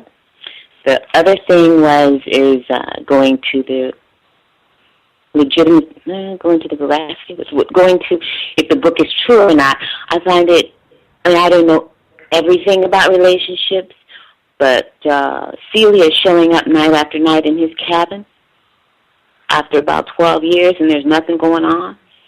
I thought that was kind of strange. Nothing. And let's see, the other thing was during the dancing, he described what we now call step that we do in sorority and fraternity. And that is a dance practice that has persisted because the person who won Dancing with the Stars last week incorporated step, and they were so impressed with it. The last thing is that the rumors about all of the slaves getting together, and they were going to, when they got together, not so much to get themselves free, they were trying to get a gang so that they could murder all of the white people.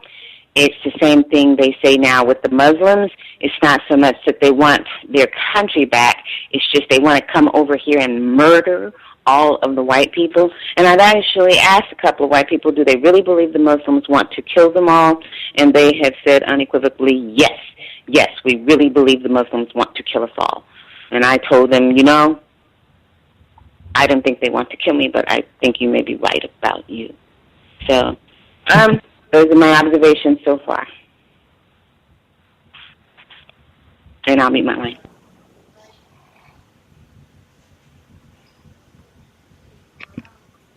Okay, I have one other person who had a hand up to share. Is there one other person we haven't got yet? Yeah, that's me, Gus. I don't have anything to share right now. I believe 404 and another color already shared what I was going to say, so I'm good. That's good. Right on. Let's see. A few of the things that stood out that seem alarmingly consistent with the way that the system of white supremacy operates, even unto this day. I was glad you all brought up the points about Uncle Abram and his love of Andrew Jackson. That was just, again, depending on how much you know about Andrew Jackson on the $20 bill, and they named the city of Jacksonville, Florida, after him for the job that he did on the indigenous population there. I don't think any non-white people should be pleased or happy about his efforts. But the section with the white woman, where Mr. Northrup, he is trying to get a letter out to extricate himself from this terrible situation. And he talks about how Epps and the white woman, they had inquired about whether or not he could read and write. And it says that Epps just told him that, he bought these niggas here to do work and not to be reading or do any educating. The white woman, it says, she was much more perceptive. She asked questions. In fact, it said, Epps, talking about the white man, he never inquired a word of my past life or from whence I came. The mistress, however, cross-examined me frequently about Washington, which she supposed was my native city, and more than once remarked that I did not talk nor act like other niggers, and she was sure I had seen more of the world than I admitted.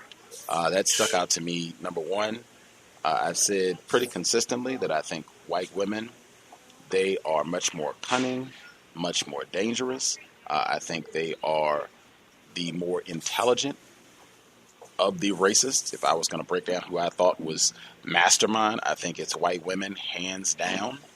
I think also I have said consistently that white people are pretty good about noticing when they have a non-white person who is a little less confused about the system of whites. Their radar for that is awesome, and this would suggest to me that that has been the case for quite some time, that they are paying attention and looking for signs that you are trying to get your act together and get your head correctly wrapped around what is happening on the planet and what you should be doing, correct things that you should be doing, life-saving behaviors, that they make note of that and they will keep an eye on you. If they figure out, this is one who is a little bit more informed.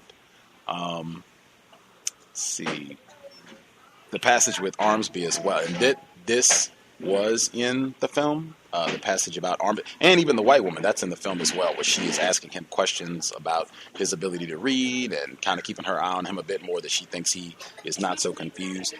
Also, Armsby, I think he was the white person who was raping, they said married, a black enslaved person. And Mr. Northrup, I guess, said he would try to see if this white man would be willing to get a letter mailed from him. Also, the fact that you couldn't even get a letter mailed. Like, the system was that entrenched. They had codified everything. You couldn't even get a letter in the post office without permission from a white person. But he thought he would trust this person to get the letter off, and he betrays him. I thought that was fascinating. That scene is in the film in its entirety, the betrayal, and then when Epps comes to question him, and he gives this long narrative to explain, and Epps apparently believes him. That is in the film as well, but I thought that was fascinating on a lot of regards, trusting white people. And I mean, this environment, I mean, he's already in desperation, so I can see, and it seems like he knew he was putting his life on the line by doing this. But what stood out to me more than anything at this period in time for this white Armsby to be where they said he was working amongst the slaves. This is a no-count, lowly, drunkard, nobody white person married to a black person. He's got all these mulatto children, so they say. Even with all that, and it comes in the book, he's still white. And I think that's something that should not be minimized, overlooked. When people talk about poor white people now and Occupy Wall Street and all this other foolishness, at the end of the day, whether you got a nickel in your pocket, no shoes, de Blasio, you're married to a black person or you're married to a non-white person, you're on food stamps, you haven't worked, maybe you got an arm or a finger amputated, if you're white, that means something. You are a part of the white army. I wouldn't care what century is, what part of the globe you're on. That is hugely significant. I had a few other tidbits, but I'll pause in case anybody had any comments on those two or anything else they wanted to bring up. Gus, I was going to bring up Armsby wasn't the one that was married to the woman. That was Shaw. Shaw was the white man who was cohabiting with the slave woman and made the mulattoes. Armsby, the poor white trash, he was the one that was living on Shaw's plantation. So it goes to say, even though this Armsby fellow was white trash and he fell on hard times and had to work in the field with the other black slaves, he was still sleeping. He was not sleeping in slave quarters. He was going back to Shaw's plantation and was sleeping over there with Mr. Shaw in someone in the big house on the veranda, wherever the heck it is he was sleeping, and not in with the enslaved. So you still see that he is still white. He still have that level of being somewhat above them, and he still used that position when he went and he sat around for those 3 days, for those couple hours, and was talking to Mr. Epps and was trying to tell him that Platt wanted him to mail this letter. So it shows that, and he was right. His instinct told him that he should not have trusted the Armsby guy. But he still went ahead against his better judgment, even though he was good not to give him the letter, and paid him the money, and he would still end up getting betrayed by Armsby, who eventually was driven out of the area because they discovered that, he was just an opportunist. But one other thing that the other caller mentioned about between pulling cotton and cutting cane, I would say sugar cane is somewhat, I would say they're both dangerous. If you have never worked in a cane field or been anywhere near it, the spikes to cut the cane down, those things are razor sharp. It's like getting paper cuts with those with the blades of the sugar cane, the stalk, the leaves, whatever it is you want to call them. It is very, very hazardous. So a lot of people who have to cut cane in the time of the year when you have to cut cane, you will see a lot of people, they have to wear long sleeves, they have to wear long trousers, because cutting that cane, especially with the machete that you have to use, the sharpness of the machete, as well as getting those paper cuts with the saw, it could be a very dangerous, and it's a very back-breaking labor. I know I've had relatives who have done it, and it's not a very pleasant experience with pulling cotton. is the same way because you have the burrs and all those other things to get pricked on your fingers and all of those. It was just terrible work, you know, to be an enslaved person pulling cotton, cutting cane, or whatever the heck it is that they had these people doing. It was just brutal because there were no gloves involved. You had to use your bare hands and be out there and was subject to all of this type of harsh living. And one other thing I was going to mention, and you were saying with that particular area, that part of central Louisiana, there were a lot of uprising in that area. Rapides Parish, where Alexandria is located, as well as Grant Parish, which is the next parish over from Rapides. If you've ever read about the Colfax Massacre, that occurred right after the Civil War ended, where a lot of blacks, over 200 blacks, were marched into the courthouse. The courthouse was set on fire. They were killed and their property was stolen from them. That happened in Grant Parish. There was also the Opelousas Massacre that happened further up the road, not too far from Marksville. So in that central Louisiana area, there's been a lot of uprising, a lot of killing and slaughtering that has been done to black people in that area. If you were to, you know, go back into the history of what happened in that particular area. I'll mute myself and let someone else get a chance to speak. Thank you for that.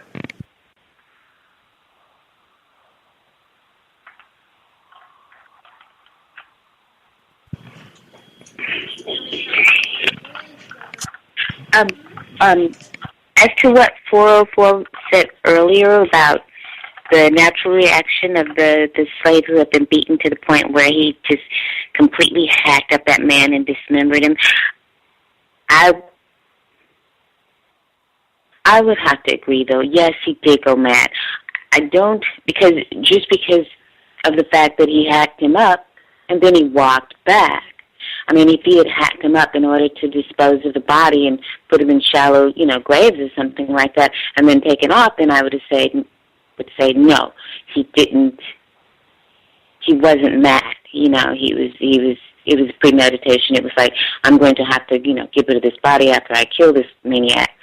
So, but no, I would think he went mad. It reminds me of another slave book about a black woman, and actually a teenager, who eventually, after many years, hacked up the man who purchased her, and she dismembered him, and she had the white man's grandson take his individual body pieces after she charred them and burnt them and had them take all the body pieces out to the riverbanks.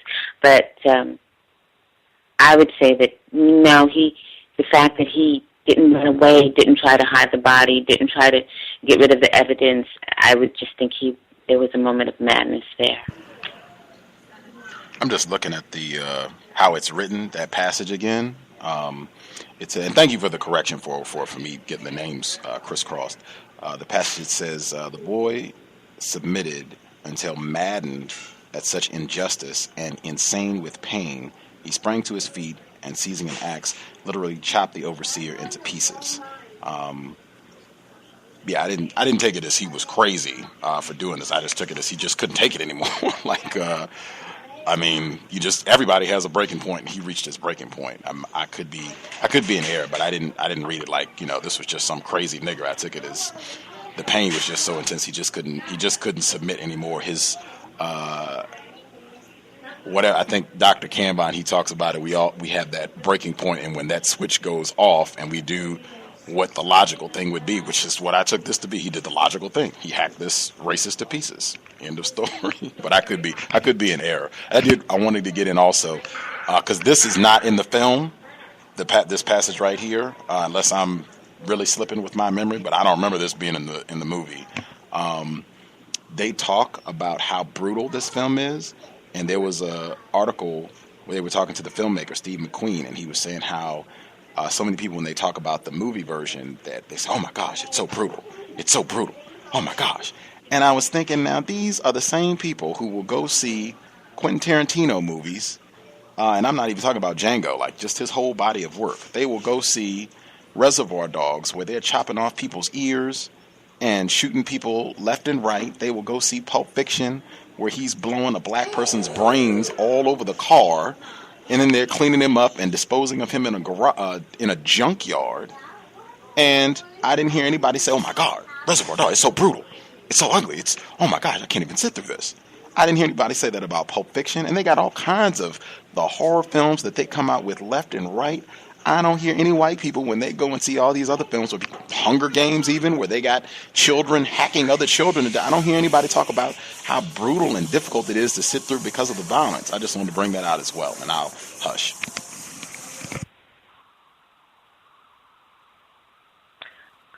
Don't forget to add in The Purge as well. That's right. That's right. They have an extensive menu of violent films where they kill people, but this is how they think that it's okay for them to be brutal towards everyone else, but you're not supposed to defend yourself. That's why they have all these stand your ground laws.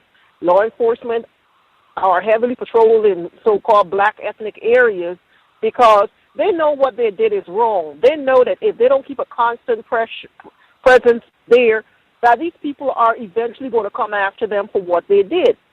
And that's why they feel the same way about the Arabs or the Muslims or whoever out there, because they know what they did to those people were wrong. Here it is, you went and you destroy several countries just because you want to take things from these people that are not yours.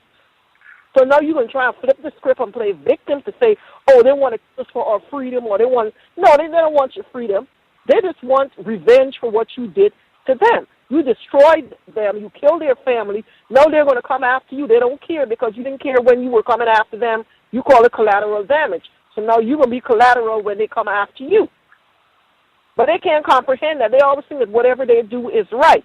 Now, the thing with, as you said, with the making of brown sugar is pretty easy to make because the molasses crystallize, and that's what becomes, when you take the cane juice and it crystallizes, that is what it becomes the brown sugar crystals.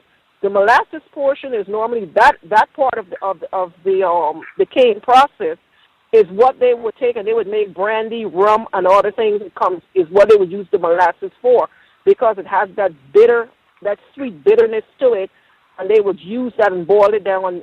Because I'm starting from experience, because my father used to make those homemade stuff, and that's how I know that what it is that they would do with the molasses. But it's a simpler process. You get the sugar, you squeeze the juice out, you boil it, and eventually it turns into crystal. With the white stuff now, you got to go through all this process in order to make the white sugar, which is, is totally against nature. So I'll mute myself and let someone else get in. Got about 10 minutes. Make sure if you have comments, go ahead and get them in. I'm going to get these final other things that stood out to me, and then I'll mute my line for the remainder. Number one, he said it took 9 years for him to get paper.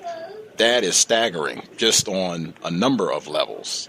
When anytime I hear people talk about black people can't read and we're failing in schools, and I've said that repeatedly, that I think we are really underestimating the damage that you can do to a group of people when you forbid them from learning, getting access to education, which white people have done for centuries. But it took 9 years, he said, to get access to paper. That is incredible. They also stood out to me,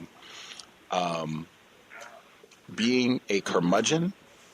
We've talked about that many times, where the slave, I think it was Phoebe's husband, he left to go socialize. There were other black people that he wanted to see, and he went to the other plantation without a pass. He didn't get back on time and ended up being caught, beaten. He ran away again after he was beaten and couldn't do his work because he had been beaten so bad. He escaped, got caught again. He got the note to come back, and I think it was a relative of the white plantation racist, and he asked him not to beat him again, and they beat him anyway. But it was, man, if you are human and you have a connection to other black people, there was an article, somebody wrote it today. They said loving black people kills.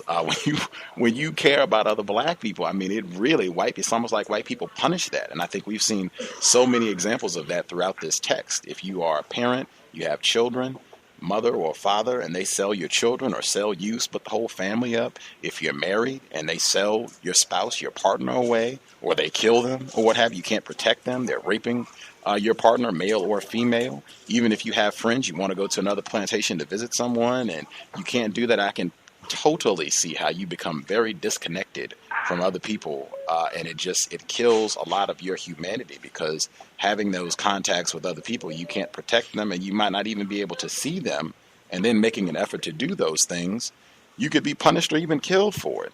Totally, it is a means of dehumanizing you, breaking those connections with other black people, and making you into a curmudgeon.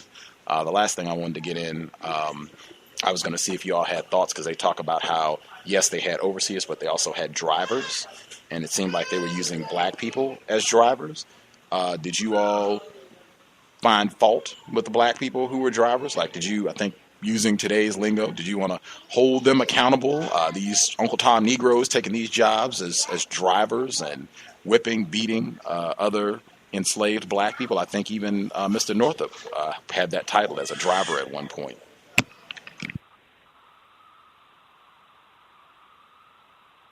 No, I don't take any issue with it, because as he described it, he would just play as if he was whipping them with the whip from a distance, and they would get to acting and screaming and carrying on as if though he was beating them. But a few times I'm sure that he used the whip on them when the overseer was standing by watching to make sure he did it. But if he didn't do it, they would have snatched somebody else and put him in play. Or the same person that you had to whip, if they got a chance for that job, they would take it. Man, can you just imagine the... I'm sorry, guys. No, I can wait. Go ahead. I didn't say anything. Oh, sorry. You go ahead. Oh, I can wait. I was just going to say, I just can imagine the sort of, mind job, that would cause on someone. So, when I hear about stuff like that or see contemporary forms of that today, between non-white people, I don't have a sense of holding them accountable. May I be heard?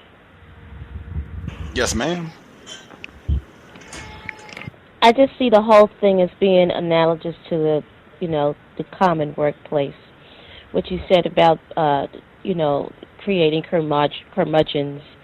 They foster creating curmudgeons in the workplace. You'll be sitting there talking to another person of color, another non-white person, and here comes a white person who's, to try to get in your conversation, to try to break up any kind of camaraderie or identification that you may have with a person. Most of the time it's about some egregious condition that white people are causing on the job, or if you just snickering or you're laughing with another person of color. Hey, what are you laughing at? Laughing here.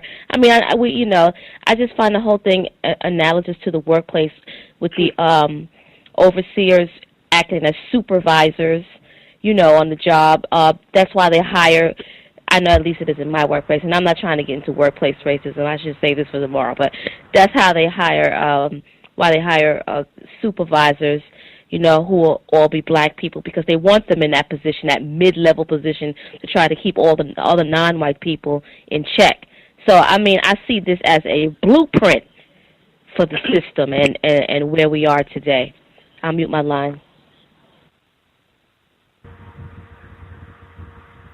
I absolutely agree with that. And another thing I've noticed now that I'm discussing this with, just discussing the book and maybe some things with other people, the people that I know what they do and how, kind of sort of how they live, they are the ones who take the most issue with the slave drivers type person. They have the most blame and they say the meanest things, when actually I know for a fact that they have occupied that same position. Does that make any sense? Absolutely.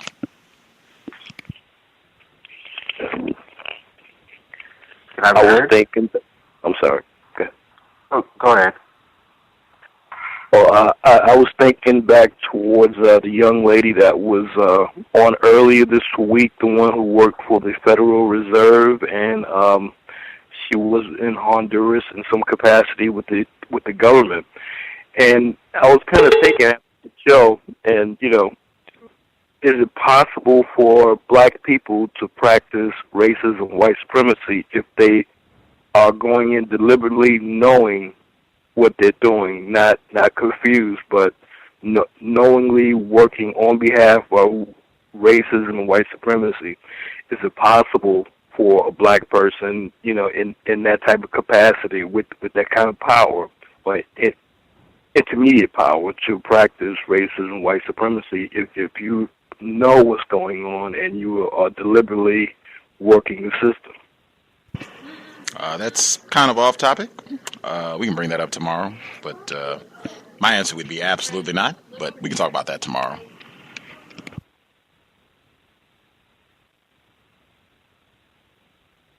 Can I be heard? Yes, sir. Okay. In addition to the point that you raised, Gus, about not receiving paper for all of 9 years, he also had to make his own ink out of stuff that he found in the woods. So I found that that was a very good highlight, because it showed that even though these people, even though he was out there on a plantation, trying to figure out ways to escape slavery, he still wasn't able to get even basic stuff. And I'm pretty sure that had he been born into slavery, he probably wouldn't have been able to even think of making his own ink to write down a letter to send to somebody. So it was very interesting to see that he knew little things like that to help them get to try to communicate to somebody. We'll go ahead and get the second audio started. It's a little longer than last week, so not super long, but just a little longer than last week, so I want to make sure that we have ample time to discuss. If you had something you wanted to share and you didn't get an opportunity, just make a note, and we'll make sure that you get your comments in before the program wraps up. Quickly, I wanted to get in. Number one, I think last week we heard that, or even this week we heard, Mr. Northrup, he was doing his fiddling, and he was getting money for this. He was able to go out and work. He was being hired out. Some of the money was going to Mr. Epps and the white people that were enslaving him, but he was getting some money. I think it says specifically last week he had $17.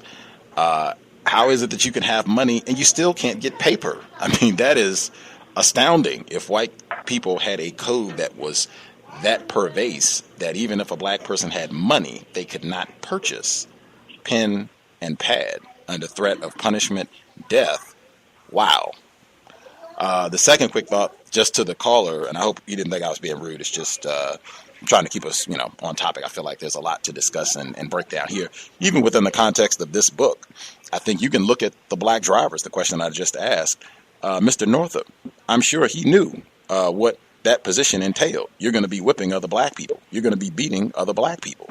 It could be said, hey, maybe he's practicing racism. Maybe all these black people who are taking that position as driver, overseer, you're going out there, you're picking up that whip, you're beating these other black people. That's depicted in the film. We can just think about that. Does that qualify you as a racist? In my view, I would say absolutely not. And I would say it is just as applicable right now, even all the way up to President Obama. The people who have the quote-unquote power have the ability to take that whip or to take that title and say, look here, nigga, you're not doing the job correctly. You're not beating them as hard as you should. You're not going out here and talking bad about these black people or submitting policies that we want. We're going to put somebody else in this position, be it driver, president, attorney general, foreign envoy, whomever we're talking about. I could be in error, but I would say that's something we can think about even within the context of the book. And I could be in error. But we'll go ahead and get started with the second audio clip. If you dialed in, just mute your line. If you're unable to mute, I can mute for you, and then we'll open everybody's line up once the second clip concludes. Context of White Supremacy, Solomon Northrup, 12 Years a Slave, audio segment number 2. Chapter 18. Wiley suffered severely at the hands of Master Epps, as has been related in the preceding chapter, but in this respect he fared no worse than his unfortunate companions. Spare the rod was an idea scouted by our master. He was constitutionally subject to periods of ill humor, and at such times, however little provocation there might be, a certain amount of punishment was inflicted. The circumstances attending the last flogging, but one that I received, will show how trivial a cause was sufficient for him for resorting to the whip. A Mr. O'Neill, residing in the vicinity of the Big Pine Woods, called upon Epps for the purpose of purchasing me. He was a tanner and currier by occupation, transacting an extensive business, and intended to place me at service in some department of his establishment, provided he bought me. Aunt Phoebe, while preparing the dinner table in the great house, overheard their conversation. On returning to the yard at night, the old woman ran to meet me, designing, of course, to overwhelm me with the news. She entered into a minute repetition of all she had heard, and Aunt Phoebe was one whose ears never failed to drink in every word of conversation uttered in her hearing. She enlarged upon the fact that Massa Epps was gwine to sell me to a tanner over in de Pine Woods, so long and loudly as to attract the attention of the mistress, who, standing unobserved on the piazza at the time, was listening to our conversation. "Well, Aunt Phoebe," said I, "I'm glad of it. I'm tired of scraping cotton and would rather be a tanner. I hope he'll buy me." O'Neill did not effect a purchase, however, the parties differing as to price, and the morning following his arrival departed homewards. He had been gone but a short time when Epps made his appearance in the field. Now, nothing will more violently enrage a master, especially Epps, than the intimation of one of his servants that he would like to leave him. Mistress Epps had repeated to him my expressions to Aunt Phoebe the evening previous, as I learned from the latter afterwards, the mistress having mentioned to her that she had overheard us. On entering the field, Epps walked directly to me. "So, Platt, you're tired of scraping cotton, are you? You would like to change your master, huh? You're fond of moving round. Traveler, ain't you? Ah, yes, like to travel for your health, maybe. Feel above cotton scraping, I suppose. So you're going into the tanning business. Good business, devilish fine business, enterprising nigger. Believe I'll go into that business myself. Down on your knees and strip that rag off your back. I'll try my hand at tanning." I begged earnestly, and endeavored to soften him with excuses, but in vain. There was no other alternative, so kneeling down, I presented my bare back for the application of the lash. "How do you like tanning?" he exclaimed, as the rawhide descended upon my flesh. "How do you like tanning?" he repeated at every blow. In this manner he gave me 20 or 30 lashes, incessantly giving utterance to the word tanning in one form of expression or another.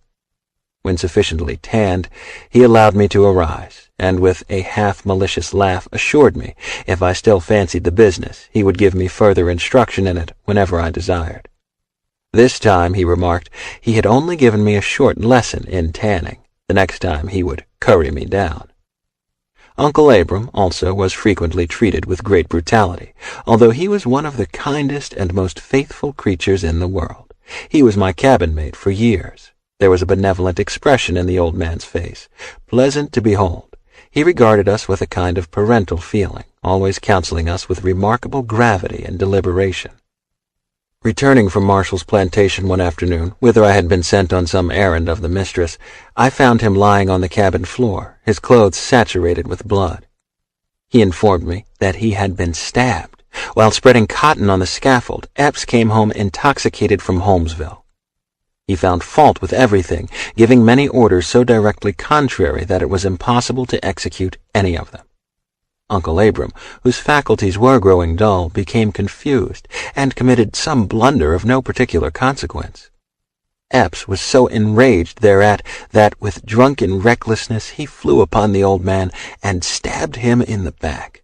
It was a long, ugly wound, but did not happen to penetrate far enough to result fatally. It was sewed up by the mistress, who censured her husband with extreme severity, not only denouncing his inhumanity, but declaring that she expected nothing else than that he would bring the family to poverty, that he would kill all the slaves on the plantation in some of his drunken fits. It was no uncommon thing with him to prostrate Aunt Phoebe with a chair or stick of wood, but the most cruel whipping that ever I was doomed to witness, one I can never recall with any other emotion than that of horror, was inflicted on the unfortunate Patsy. It has been seen that the jealousy and hatred of Mistress Epps made the daily life of her young and agile slave completely miserable. I am happy in the belief that on numerous occasions I was the means of averting punishment from the inoffensive girl. In Epps's absence, the mistress often ordered me to whip her without the remotest provocation. I would refuse, saying that I feared my master's displeasure, and several times ventured to remonstrate with her against the treatment Patsy received. I endeavored to impress her with the truth that the latter was not responsible for the acts of which she complained, but that she, being a slave and subject entirely to her master's will, he alone was answerable.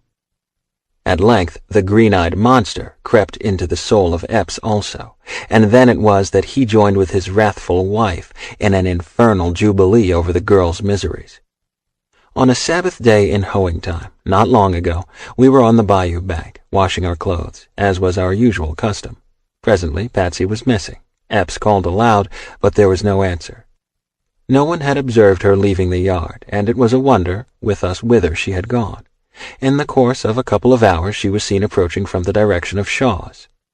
This man, as has been intimated, was a notorious profligate, and withal not on the most friendly terms with Epps. Harriet, his wife, knowing Patsy's troubles, was kind to her, in consequence of which the latter was in the habit of going over to see her every opportunity. Her visits were prompted by friendship merely, but the suspicion gradually entered the brain of Epps that another and a baser passion led her thither, that it was not Harriet she desired to meet, but rather the unblushing libertine, his neighbor. Patsy found her master in a fearful rage on her return. His violence so alarmed her that at first she attempted to evade direct answers to his questions, which only served to increase his suspicions. She finally, however, drew herself up proudly, and in a spirit of indignation boldly denied his charges. "Missus don't give me soap to wash with as she does the rest," said Patsy, "and you know why. I went over to Harriet's to get a piece." And saying this, she drew it forth from a pocket in her dress and exhibited it to him. "That's what I went to Shaw's for, Massa Epps," continued she. "The Lord knows that was all." "You lie, you black wench!" shouted Epps. "I don't lie, massa. If you kill me, I'll stick to that." "Oh, I'll fetch you down. I'll learn you to go to Shaw's. I'll take the starch out of you," he muttered fiercely through his shut teeth. Then, turning to me, he ordered 4 stakes to be driven into the ground, pointing with the toe of his boot to the places where he wanted them. When the stakes were driven down, he ordered her to be stripped of every article of dress. Ropes were then brought, and the naked girl was laid upon her face, her wrists and feet each tied firmly to a stake. Stepping to the piazza, he took down a heavy whip, and placing it in my hands, commanded me to lash her. Unpleasant as it was, I was compelled to obey him. Nowhere that day, on the face of the whole earth, I venture to say, was there such a demoniac exhibition witnessed as then ensued. Mistress Epps stood on the piazza among her children, gazing on the scene with an air of heartless satisfaction. The slaves were huddled together at a little distance, their countenances indicating the sorrow of their hearts. Poor Patsy prayed piteously for mercy, but her prayers were vain. Epps ground his teeth and stamped upon the ground, screaming at me like a mad fiend to strike harder. "Strike harder, or your turn will come next, you scoundrel!" he yelled.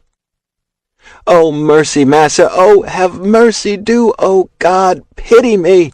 Patsy exclaimed continually, struggling fruitlessly, and the flesh quivering at every stroke.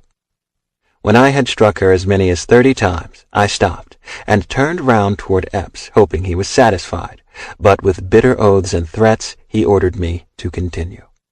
I inflicted 10 or 15 blows more. By this time her back was covered with long welts, intersecting each other like network. Epps was yet furious and savage as ever, demanding if she would like to go to Shaw's again, and swearing he would flog her until she wished she was in hell. Throwing down the whip, I declared I could punish her no more. He ordered me to go on, threatening me with a severer flogging than she had received in case of refusal. My heart revolted at the inhuman scene, and risking the consequences, I absolutely refused to raise the whip. He then seized it himself, and applied it with tenfold greater force than I had, the painful cries and shrieks of the tortured Patsy, mingling with the loud and angry curses of Epps, loaded the air. She was terribly lacerated, I may say without exaggeration, literally flayed. The lash was wet with blood, which flowed down her sides and dropped upon the ground. At length she ceased struggling. Her head sank listlessly on the ground. Her screams and supplications gradually decreased and died away into a low moan.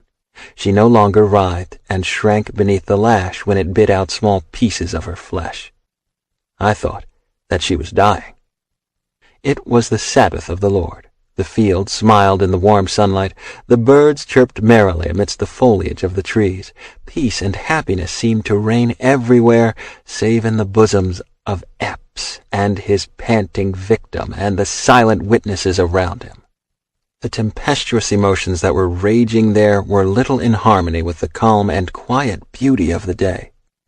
I could look on Epps only with unutterable loathing and abhorrence, and thought within myself, "Thou devil, sooner or later, somewhere in the course of eternal justice, thou shalt answer for this sin." Finally, he ceased whipping from mere exhaustion, and ordered Phoebe to bring a bucket of salt and water. After washing her thoroughly with this, I was told to take her to her cabin. Untying the ropes, I raised her in my arms. She was unable to stand, and as her head rested on my shoulder, she repeated many times in a faint voice scarcely perceptible, "Oh, Platt, oh, Platt," but nothing further. Her dress was replaced, but it clung to her back and was soon stiff with blood.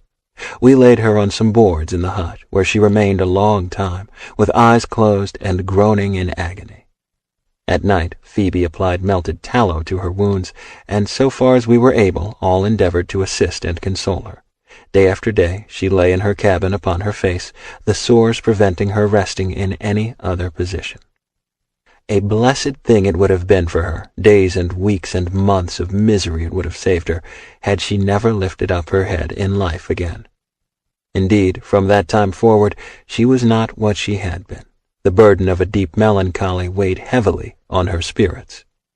She no longer moved with that buoyant and elastic step. There was not that mirthful sparkle in her eyes that formerly distinguished her. The bounding vigor, the sprightly, laughter-loving spirit of her youth were gone. She fell into a mournful and desponding mood, and oftentimes would start up in her sleep and with raised hands plead for mercy. She became more silent than she was, toiling all day in our midst, not uttering a word. A careworn, pitiful expression settled on her face, and it was her humor now to weep rather than rejoice. If ever there was a broken heart, one crushed and blighted by the rude grasp of suffering misfortune, it was Patsy's. She had been reared no better than her master's beast, looked upon merely as a valuable and handsome animal, and consequently possessed but a limited amount of knowledge. And yet a faint light cast its rays over her intellect, so that it was not wholly dark. She had a dim perception of God and of eternity, and a still more dim perception of a Savior who had died even for such as her. She entertained but confused notions of a future life, not comprehending the distinction between the corporeal and spiritual existence. Happiness, in her mind, was exemption from stripes, from labor, from the cruelty of masters and overseers. Her idea of the joy of heaven was simply rest, and is fully expressed in these of a melancholy bard. I ask no paradise on high, with cares on earth oppressed. The only heaven for which I sigh is rest, eternal rest. It is a mistaken opinion that prevails in some quarters that the slave does not understand the term, does not comprehend the idea of freedom. Even on Bayou Buff, where I conceive slavery exists in its most abject and cruel form, where it exhibits features altogether unknown in more northern states, the most ignorant of them generally know full well its meaning. They understand the privileges and exemptions that belong to it, that it would bestow upon them the fruits of their own labors, and that it would secure to them the enjoyment of domestic happiness. They do not fail to observe the difference between their own condition and the meanest white man's, and to realize the injustice of the laws which place it in his power not only to appropriate the profits of their industry, but to subject them to unmerited and unprovoked punishment without remedy or the right to resist or to remonstrate. Patsy's life, especially after her whipping, was one long dream of liberty.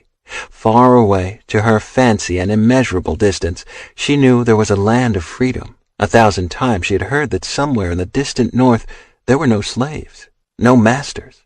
In her imagination it was an enchanted region, the paradise of the earth.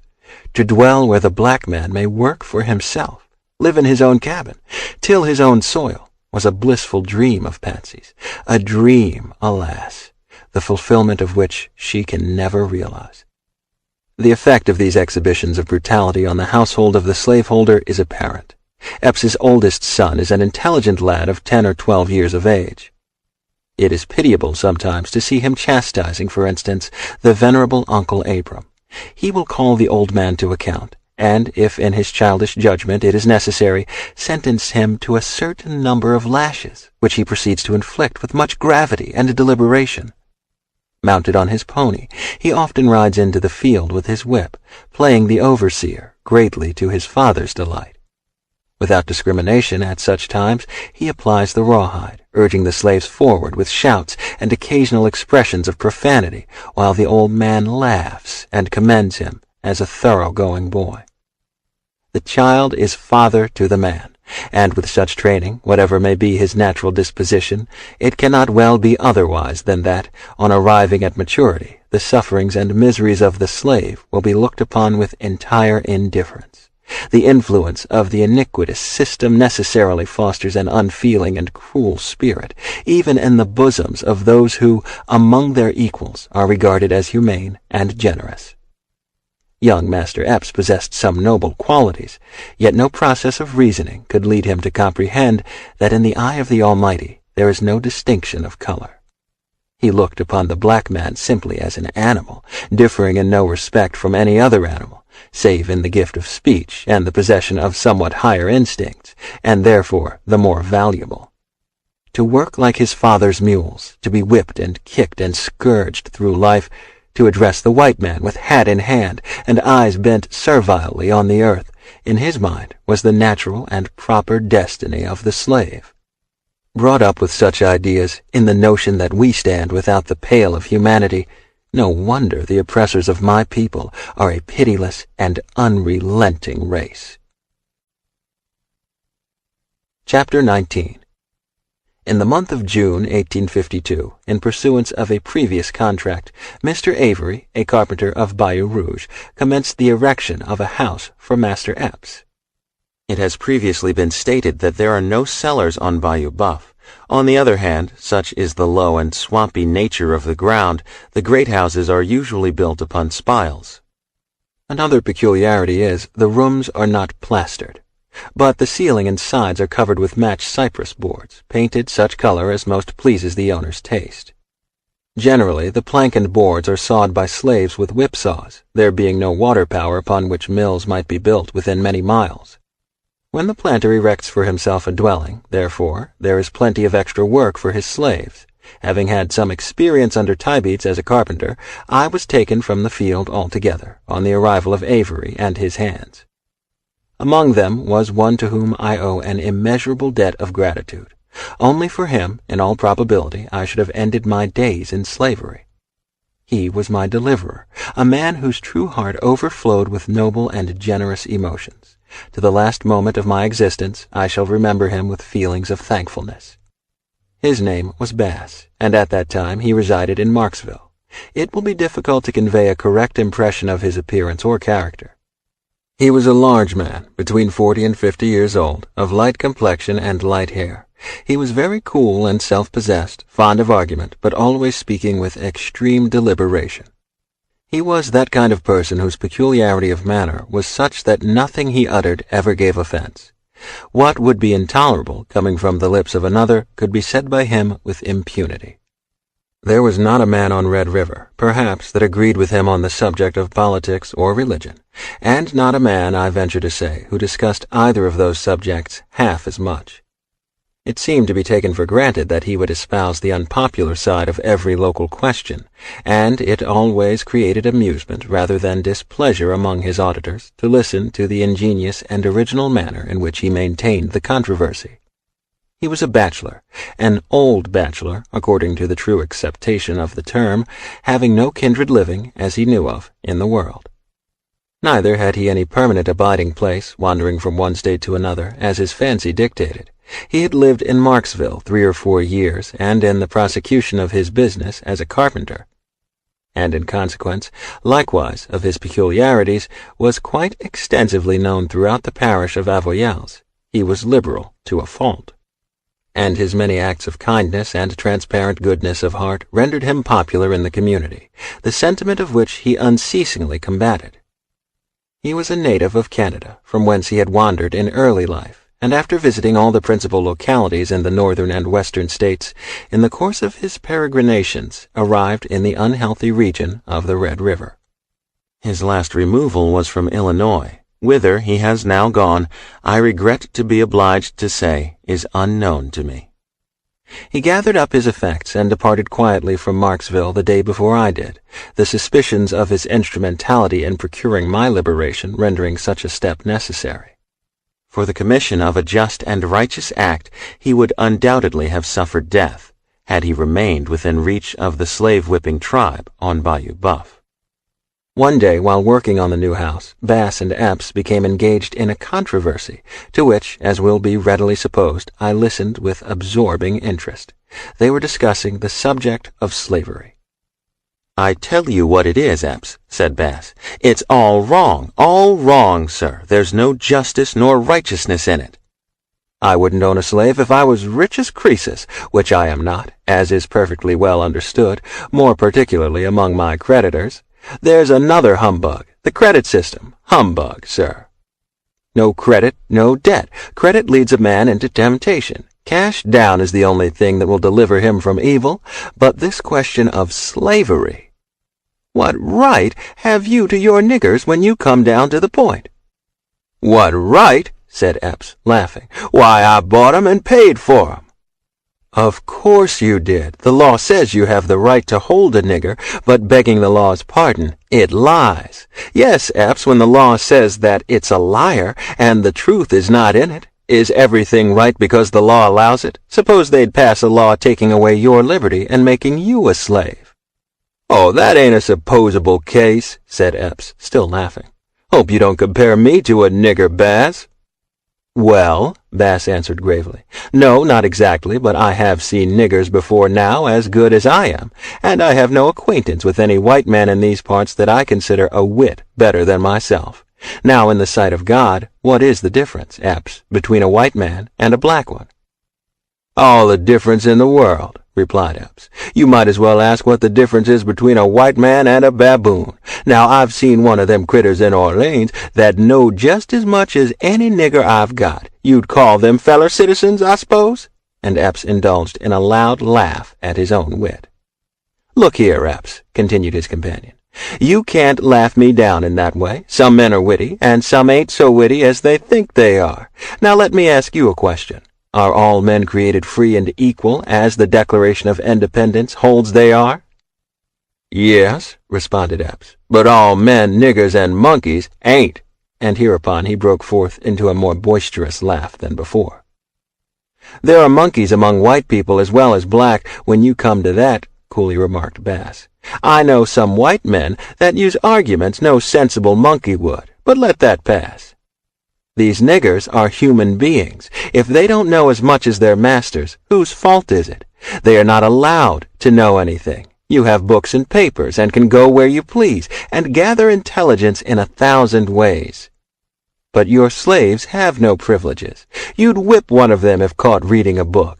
They are held in bondage, generation after generation, deprived of mental improvement, and who can expect them to possess much knowledge? If they are not brought down to a level with the brute creation, you slaveholders will never be blamed for it. If they are baboons or stand no higher in the scale of intelligence than such animals, you and men like you will have to answer for it. There's a sin, a fearful sin resting on this nation that will not go unpunished forever. There will be a reckoning yet. Yes, Epps, there's a day coming that will burn as an oven. It may be sooner or it may be later, but it's a coming as sure as the Lord is just. If you lived up among the Yankees in New England, said Epps, I expect you'd be one of them cursed fanatics that know more than the Constitution and go about peddling clocks and coaxing niggers to run away. If I was in New England, returned Bass, I would be just what I am here. I would say that slavery was an iniquity and ought to be abolished. I would say there was no reason nor justice in the law, or the Constitution that allows one man to hold another man in bondage. It would be hard for you to lose your property, to be sure, but it wouldn't be half as hard as it would be to lose your liberty. You have no more right to your freedom in exact justice than Uncle Abram yonder. Talk about black skin and black blood. Why, how many slaves are there on this bayou as white as either of us? And what difference is there in the color of the soul? Pshaw! The whole system is as absurd as it is cruel. You may own niggers and be hanged, but I wouldn't own one for the best plantation in Louisiana. You like to hear yourself talk, Bass, better than any man I know of. You would argue that black was white or white black if anybody would contradict you. Nothing suits you in this world, and I don't believe you will be satisfied with the next if you should have your choice in them. Conversations substantially like the foregoing were not unusual between the two after this, Epps drawing him out more for the purpose of creating a laugh at his expense than with a view of fairly discussing the merits of the question. He looked upon Bass as a man ready to say anything merely for the pleasure of hearing his own voice, as somewhat self-conceited, perhaps, contending against his faith and judgment in order simply to exhibit his dexterity in argumentation. He remained at Epps's through the summer, visiting Marksville generally once a fortnight. The more I saw of him, the more I became convinced he was a man in whom I could confide. Nevertheless, my previous ill fortune had taught me to be extremely cautious. It was not my place to speak to a white man except when spoken to, but I omitted no opportunity of throwing myself in his way, and endeavored constantly in every possible manner to attract his attention. In the early part of August, he and myself were at work alone in the house, the other carpenters having left, and Epps being absent in the field. Now was the time, if ever, to broach the subject, and I resolved to do it, and submit to whatever consequences might ensue. We were busily at work in the afternoon, when I stopped suddenly, and said, Master Bass, I want to ask you what part of the country you came from. Why, Platt, what put that into your head? He answered. You wouldn't know if I should tell you. After a moment or two, he added, I was born in Canada. Now guess where that is. Oh, I know where Canada is, said I. I have been there myself. Yes, I expect you are well acquainted all through that country, he remarked, laughing incredulously. As sure as I live, Master Bass, I replied. I have been there. I have been in Montreal and Kingston and Queenston and a great many places in Canada, and I have been in York State, too, in Buffalo and Rochester and Albany, and can tell you the names of the villages on the Erie Canal and the Champlain Canal. Bass turned round and gazed at me a long time without uttering a syllable. How came you here? He inquired at length. Master Bass, I answered, if justice had been done, I never would have been here. Well, how's this? Said he. Who are you? You have been in Canada, sure enough. I know all the places you mentioned. How did you happen to get here? Come, tell me all about it. I have no friends here, was my reply, that I can put confidence in. I am afraid to tell you, though I don't believe you would tell Master Epps if I should. He assured me earnestly he would keep every word I might speak to him a profound secret, and his curiosity was evidently strongly excited. It was a long story, I informed him, and would take some time to relate it. Master Epps would be back soon, but if he would see me that night after all were asleep, I would repeat it to him. He consented readily to the arrangement and directed me to come into the building where we were then at work, and I would find him there. About midnight, when all was still and quiet, I crept cautiously from my cabin, and silently entering the unfinished building, found him awaiting me. After further assurances on his part that I should not be betrayed, I began a relation of the history of my life and misfortunes. He was deeply interested, asking numerous questions in reference to localities and events. Having ended my story, I besought him to write to some of my friends at the North, acquainting them with my situation, and begging them to forward free papers, or take such steps as they might consider proper to secure my release. He promised to do so, but dwelt upon the danger of such an act in case of detection, and now impressed upon me the great necessity of strict silence and secrecy. Before we parted, our plan of operation was arranged. We agreed to meet the next night at a specified place among the high weeds on the bank of the bayou, some distance from Master's dwelling. There he was to write down on paper the names and address of several persons, old friends in the North, to whom he would direct letters during his next visit to Marksville. It was not deemed prudent to meet in the new house, inasmuch as the light it would be necessary to use might possibly be discovered. In the course of the day I managed to obtain a few matches and a piece of candle, unperceived, from the kitchen during a temporary absence of Aunt Phoebe. Bass had pencil and paper in his tool chest. At the appointed hour we met on the bayou bank, and creeping among the high weeds I lighted the candle, while he drew forth pencil and paper and prepared for business. I gave him the names of William Perry, Cephas Parker, and Judge Marvin, all of Saratoga Springs, Saratoga County, New York. I had been employed by the latter in the United States Hotel, and had transacted business with the former to a considerable extent, and trusted that at least one of them would be still living at that place. He carefully wrote the names, and then remarked, thoughtfully, "It is so many years since you left Saratoga. All these men may be dead, or may have removed. You say you obtained papers at the Custom House in New York. Probably there is a record of them there, and I think it would be well to write and ascertain." I agreed with him, and again repeated the circumstances related heretofore, connected with my visit to the Custom House with Brown and Hamilton. We lingered on the bank of the bayou an hour or more, conversing upon the subject which now engrossed our thoughts. I could no longer doubt his fidelity, and freely spoke to him of the many sorrows I had borne in silence, and so long. I spoke of my wife and children, mentioning their names and ages, and dwelling upon the unspeakable happiness it would be to clasp them to my heart once more before I died. I caught him by the hand, and with tears and passionate entreaties implored him to befriend me, to restore me to my kindred and to liberty, promising I would weary heaven the remainder of my life with prayers that it would bless and prosper him. In the enjoyment of freedom, surrounded by the associations of youth, and restored to the bosom of my family, that promise is not yet forgotten, nor shall it ever be, so long as I have strength to raise my imploring eyes on high. Oh, blessings on his kindly voice and on his silver hair, and blessings on his whole life long, until he meet me there.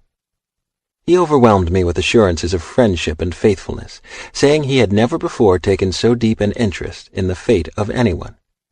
He spoke of himself in a somewhat mournful tone, as a lonely man, a wanderer about the world, that he was growing old, and must soon reach the end of his earthly journey, and lie down to his final rest without kith or kin to mourn for him, or to remember him, that his life was of little value to himself, and henceforth should be devoted to the accomplishment of my liberty, and to an unceasing warfare against the accursed shame of slavery. After this time we seldom spoke to or recognized each other. He was, moreover, less free in his conversation with Epps on the subject of slavery. The remotest suspicion that there was any unusual intimacy, any secret understanding between us, never once entered the mind of Epps, or any other person, white or black, on the plantation. I am often asked, with an air of incredulity, how I succeeded so many years in keeping from my daily and constant companions the knowledge of my true name and history.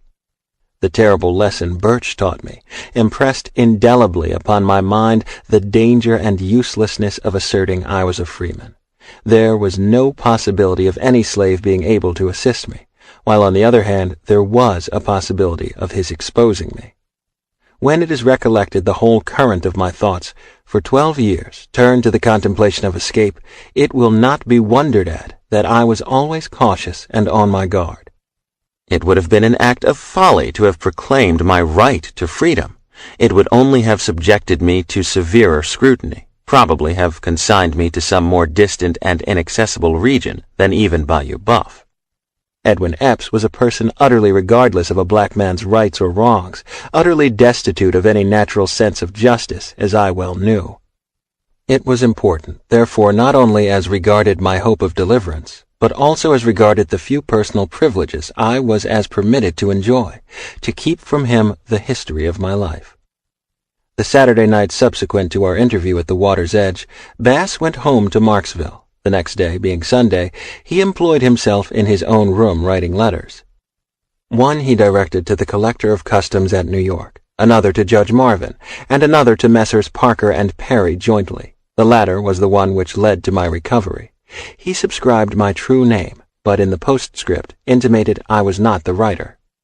The letter itself shows that he considered himself engaged in a dangerous undertaking, no less than running the risk of his life if detected. I did not see the letter before it was mailed, but have since obtained a copy, which is here inserted. Bayou Buff, August 15, 1852. Mr. William Perry, or Mr. Cephas Parker. Gentlemen, it having been a long time since I have seen or heard from you, and not knowing that you are living, it is with uncertainty that I write to you, but the necessity of the case must be my excuse. Having been born free, just across the river from you, I am certain you must know me, and I am here now a slave. I wish you to obtain free papers for me, and forward them to me at Marksville, Louisiana, parish of Avoyelles, and oblige. Yours, Solomon Northrup. The way I came to be a slave, I was taken sick in Washington City, and was insensible for some time. When I recovered my reason, I was robbed of my free papers, and in irons on my way to this state, and have never been able to get anyone to write for me until now, and he that is writing for me runs the risk of his life if detected. The allusion to myself in the work recently issued, entitled A Key to Uncle Tom's Cabin, contains the first part of this letter, omitting the postscript. Neither are the full names of the gentlemen to whom it is directed correctly stated, there being a slight discrepancy, probably a typographical error. To the postscript more than to the body of the communication am I indebted for my liberation, as will presently be seen. When Bass returned from Marksville, he informed me of what he had done. We continued our midnight consultations, never speaking to each other through the day, excepting as it was necessary about the work. As nearly as he was able to ascertain, it would require 2 weeks for the letter to reach Saratoga in due course of mail, and the same length of time for an answer to return. Within 6 weeks, at the farthest, we concluded, an answer would arrive, if it arrived at all. A great many suggestions were now made, and a great deal of conversation took place between us, as to the most safe and proper course to pursue on receipt of the free papers. They would stand between him and harm, in case we were overtaken and arrested, leaving the country altogether. It would be no infringement of law, however, much it might provoke individual hostility to assist a freeman to regain his freedom. At the end of 4 weeks, he was again at Marksville, but no answer had arrived. I was sorely disappointed, but still reconciled myself with the reflection that sufficient length of time had not yet elapsed, that there might have been delays, and that I could not reasonably expect one so soon. 6, 7, 8, and 10 weeks passed by, however, and nothing came. I was in a fever of suspense whenever Bass visited Marksville, and could scarcely close my eyes until his return. Finally, my master's house was finished, and the time came when Bass must leave me. The night before his departure, I was wholly given up to despair. I had clung to him as a drowning man clings to the floating spar, knowing if it slips from his grasp, he must forever sink beneath the waves. The all-glorious hope upon which I had laid such eager hold was crumbling to ashes in my hands. I felt as if sinking down amidst the bitter waters of slavery, from the unfathomable depths of which I should never rise again. The generous heart of my friend and benefactor was touched with pity at the sight of my distress. He endeavored to cheer me up, promising to return the day before Christmas, and if no intelligence was received in the meantime, some further step would be undertaken to effect our design. He exhorted me to keep up my spirits, to rely upon his continued efforts in my behalf, assuring me in most earnest and impressive language that my liberation should from thenceforth be the chief object of his thoughts. In his absence the time passed slowly indeed. I looked forward to Christmas with intense anxiety and impatience. I had about given up the expectation of receiving any answer to the letters. They might have miscarried, or might have been misdirected. Perhaps those at Saratoga, to whom they had been addressed, were all dead. Perhaps engaged in their pursuits, they did not consider the fate of an obscure, unhappy black man of sufficient importance to be noticed. My whole reliance was in Bass. The faith I had in him was continually reassuring me, and enabled me to stand up against the tide of disappointment that had overwhelmed me. So wholly was I absorbed in reflecting upon my situation and prospects that the hands with whom I labored in the field often observed it. Patsy would ask me if I was sick, and Uncle Abram and Bob and Wiley frequently expressed a curiosity to know what I could be thinking about so steadily. But I evaded their inquiries with some light remark and kept my thoughts locked closely in my breast. Context of White Supremacy. The number to dial is 760-569-7676, and the code is 564943#. Press *6 if you would like to participate. The number one more time is 760-569-7676, and the code is 564943#. Press *6 if you would like to participate. All of the folks who had a hand up, who are on the line, your line should be open. Feel free to participate. I'll get other hands as I see them. Just make sure that you are not waiting until the last minute. I will just point out that Patsy, I believe, her beating was on the Sabbath, the religion of white supremacy. I will mute my line. Feel free, the 4 people that are on the line, feel free to share.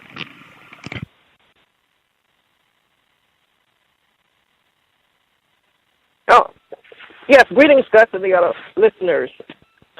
What I was going to go back to the first reading, the first part of the reading with Patsy, and when old Hog Josh showed up, and she noticed him, and they pretended to ignore him, and then he chased Platt around and wanted to cut his throat because he felt, I guess, jealousy that here it is, this black man, that she had some intimacy with him in conversing with him and maybe shared information, and you know the jealous nature of him showed out. And you would think that his wife, when he ran over to the wife to prevent himself from his throat from being slit because his fool was going to destroy his valuable property in his fit of rage and jealousy, the wife, instead of she taking it out on her husband, here it is that she more abused upon Patsy as being the victim of her jealousy and her rage, instead of her taking it out on this man that is the cause of it. Because this woman, this enslaved woman, she has nothing to do with her condition. She did not bring this desire upon this man. Here it is, these people are filthy. These people have no sex, no change of clothes. They wear the same clothes day in, day out. They describe it in detail that when they have to go somewhere, all they take is their blanket. It's not like us nowadays. You got 2 and 3 suitcases that you pack and you haul off with clothes that you make sure you have outfits for every day. These people have the same outfit that they wore day in, day out, except for the end of the year when they get a fresh set of clothes. And this man was making it upon, he didn't care the filth, the stench, the sweat that these people are living in. He was still sexually assaulting her, raping her. And he did not care. He got a pleasure out of it. And then when he beat her to the point where her skin and the blood and everything was coming off her back because he felt that she was going over to Shaw's plantation because she have a thing for Shaw instead of her going to be friends with Shaw's slave that he took for his so-called wife in quotes. He thought that here just another white man was seeking favor from his, this woman that he also desired. So it showed the sick, demented nature of white people, especially this white man and this white woman, and how instead of they're looking at themselves, they're taking it out upon these victims and want to inflict their brutality upon them instead of them trying to correct the system. Lastly, on Platt and this man that he put so much trust in, man, white people keep us in such a bad position. Here it is that, they just love it when we look up to them, even though they know they might not be able to do nothing for us. But that hope that we have in them being able to be our savior, our salvation, and they have that ability to manipulate us, I believe that's what they get off on, because they know he has no other hope but this vast person to write letters and to communicate and to do everything for him. He have his faith. Everything is in the palm of his hand. And they get some kind of enjoyment out of it. And it is sickening that up to this day, we still have this thing with them that if we want something done, like if we want to get any kind of contracts, loans, or whatever, if we have a problem, we got to go with hat in hand and go find some white man in position and go present our cases to them, and hopefully that they're going to be able to solve our problem, because even the highest black person in power, a lowly white man could derail everything and says, no, it's not going to happen. So you still have to go to these white people and hope and pray that they're going to take pity upon you and do whatever it is that you want to do, even though it's the right thing for them to do. I'll mute myself and let someone else get a chance to get in.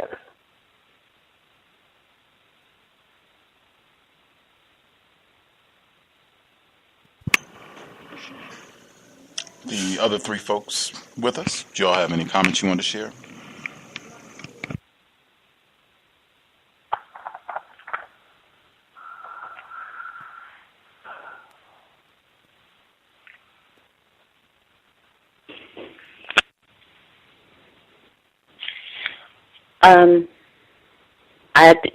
This is Carmen again. On the subject of Solomon Northrup and Patsy, I think that they were very good friends, and it's just an observation. And secondly, I think you can always pick out the ghostwriter's influence, because often Mr. Northrup will slip into the third person. I noticed when he first started talking about Patsy in such glowing terms, he said she would easily lead 10,000 of her people, I guess, as opposed to his people. I don't know. It's often like he doesn't think of himself as one of the slaves, and I don't know what causes that. Next, it made an impression on me when I once read a Stephen King's book, and they were talking about these people who look like people, but he said he was telling someone they're not people, they're just weasels. So when we go in, you have to kill them. You have to kill all the children because they're just little children weasels, the grandpa weasels, the mama weasels. They're all weasels. They're not really people. It's just an act. And I said, my goodness, that means something, and I've always remembered that. And when the young 10-year-old Epps was doing the thing that the young 10-year-old Epps was doing, I say we really can't give these children any credit. We just can't give them just a pass because they are as bad as their parents. We can't give the women a pass, the grandpas a pass, the brother-in-laws a pass. No one gets a pass. It seems to be who they are, and I don't think we should ever be persuaded that somebody should get a pass. And lastly, Mr. Bass, I was sort of torn initially by the fact that, well, maybe there are some good white people, but since white people have to be with white people more than black people have to be with white people, they probably killed all of those off, and so there's none left. But What I did realize is he wasn't doing what he did because he was a good white person. He was doing what he did because of that male thing where you have to leave a legacy. He had no children to remember him. He had no wife to remember him. He had nothing to remember him. So everything he was doing for Solomon Northrup was for his own personal legacy, so someone would remember him after he'd gone on, since he didn't do it in the traditional way. And that's it.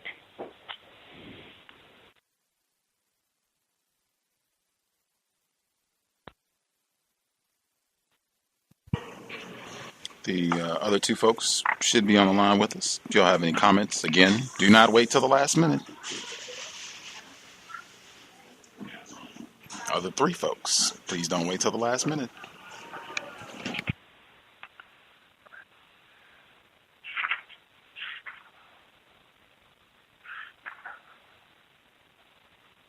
You're correct, Karma, in your observation of Bass, because here we are over 150 years later, calling his name and commemorating him, and in the movies they're giving him big props as the white Jesus that saved Solomon Northrup from his captors. So 150 years later, he's being remembered, and he's still given all of these big props. So yes, he did. He had that God, as I said, that God complex that white people have about them, where they always have to feel that they're controlling things and they are making things happen. So we are seeing that it's being played out 160 years later, it's being played out, because this happened in 1853. So yep, he's still being notarized in the public view. Can I be heard? Yes, sir.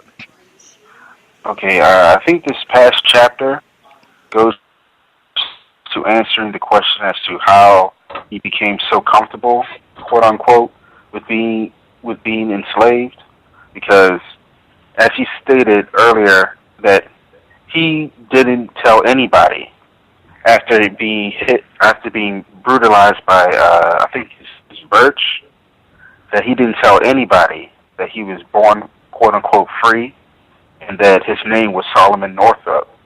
He didn't correct anybody when anybody called him Platt, and he didn't trust anybody with that, because he knew that if he told anybody, that news would get around to any white person, and that he would be brutalized, if not killed.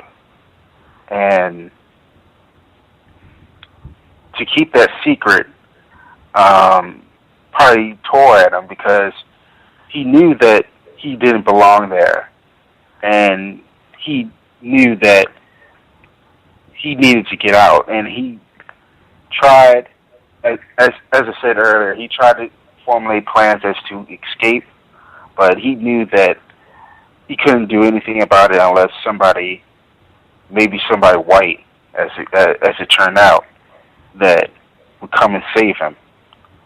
So I think this past chapter goes to answering that question about how he became so comfortable, quote unquote, with being enslaved.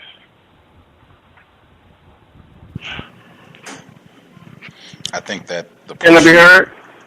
Yes, sir. I just sorry. want to get in real quick. The portion of the book that you're referencing, I thought that was critically important, even loosely tied to the caller during the first segment who talked about if black people or non-white people can practice racism, when he says, and he says specifically that there was no possibility of any slave being able to assist me, while on the other hand, there was a possibility of his exposing me. I think, unfortunately, that is still very, very true. I think we put ourselves in a position for a lot of disappointment, a lot of frustration. I say this all the time about the job. I think I've said something almost identical to that. You just can't have in mind that another victim of racism is going to be able to bring about salvation for you. It's just not the case. They're a victim too. Whatever white people can do to you, up to taking your life or putting you in greater confinement, they can do that to that other non-white person. And that Mr. Fuller has that in the code book. And I think a lot of times we get upset or we get angry because we have expectations that other victims of racism will be able to help us, or other non-white people, or should be able to do something against racism, white supremacy. And frequently they are in just as vulnerable position as we are, regardless of how things may look, how much money they have, or the titles that they have. We are in a system of racism, white supremacy. That is all. Joe from DC. I came in on the tail end of the series. I was calling to ask, what's the name of the book that we're listening to? 12 Years a Slave. Okay, so then I have to actually go see the movie. And I also wanted to point out what you were just talking about as far as not being able to trust our own with certain information as it entails for our freedom, or just getting ahead. I thought that was something key as well that he pointed out.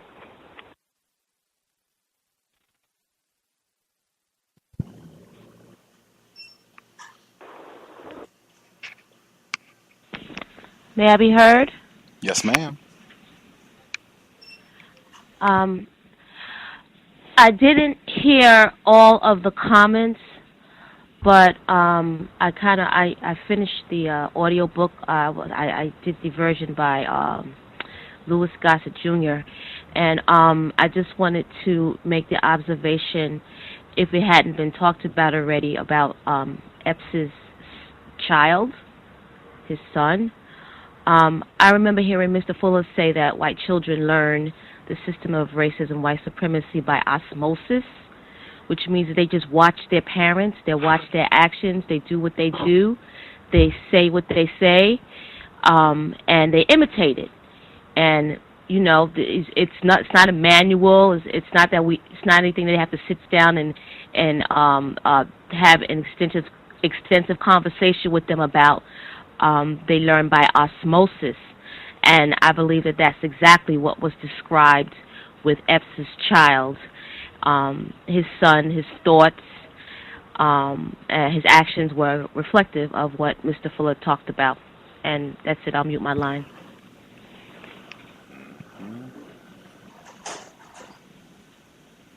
I think too, because we have been talking about why it's race. I thought that was a great point as well. And they didn't have that in the film either. I don't remember that either. Seeing a little white child, I think that would have been phenomenal, just to see how they would have responded, and then have to hear white people respond to seeing a white 10-year-old riding around on a horse with a whip beating black people. They didn't have that. In my view, these are some of the critical passages that they left out. That one right there is an important one. When the black person picks up an axe and hacks the white person to death, that should have been included.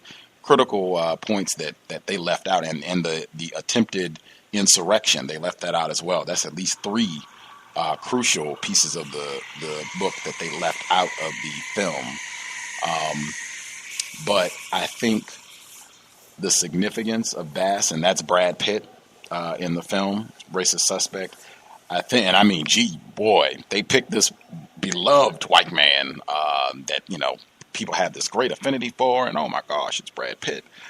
And he's got the long hair. I mean, he looks exactly like the white guy that they got hanging on a lot of the church fans, and the image that they have raped us with for years, that this is what Jesus looks like.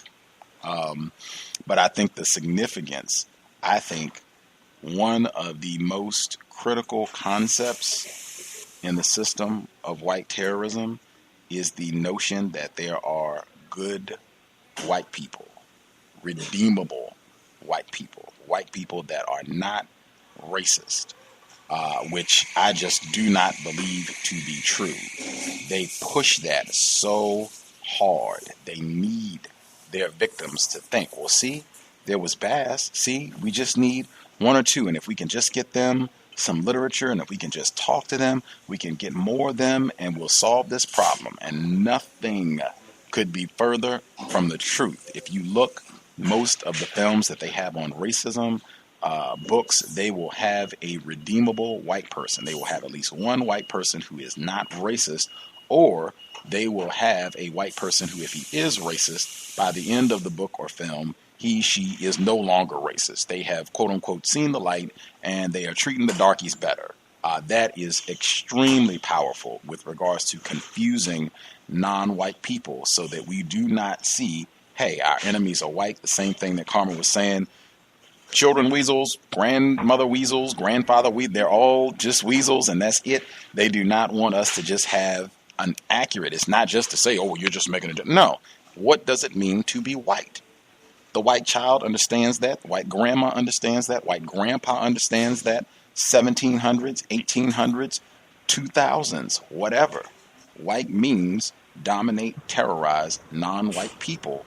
And characters, and I'm using that word specifically, deliberately, characters like Bass, Timothy Wise, Amy Goodman, these are extraordinary weapons for confounding our understanding of what it means to be white, what racism, white supremacy is all about.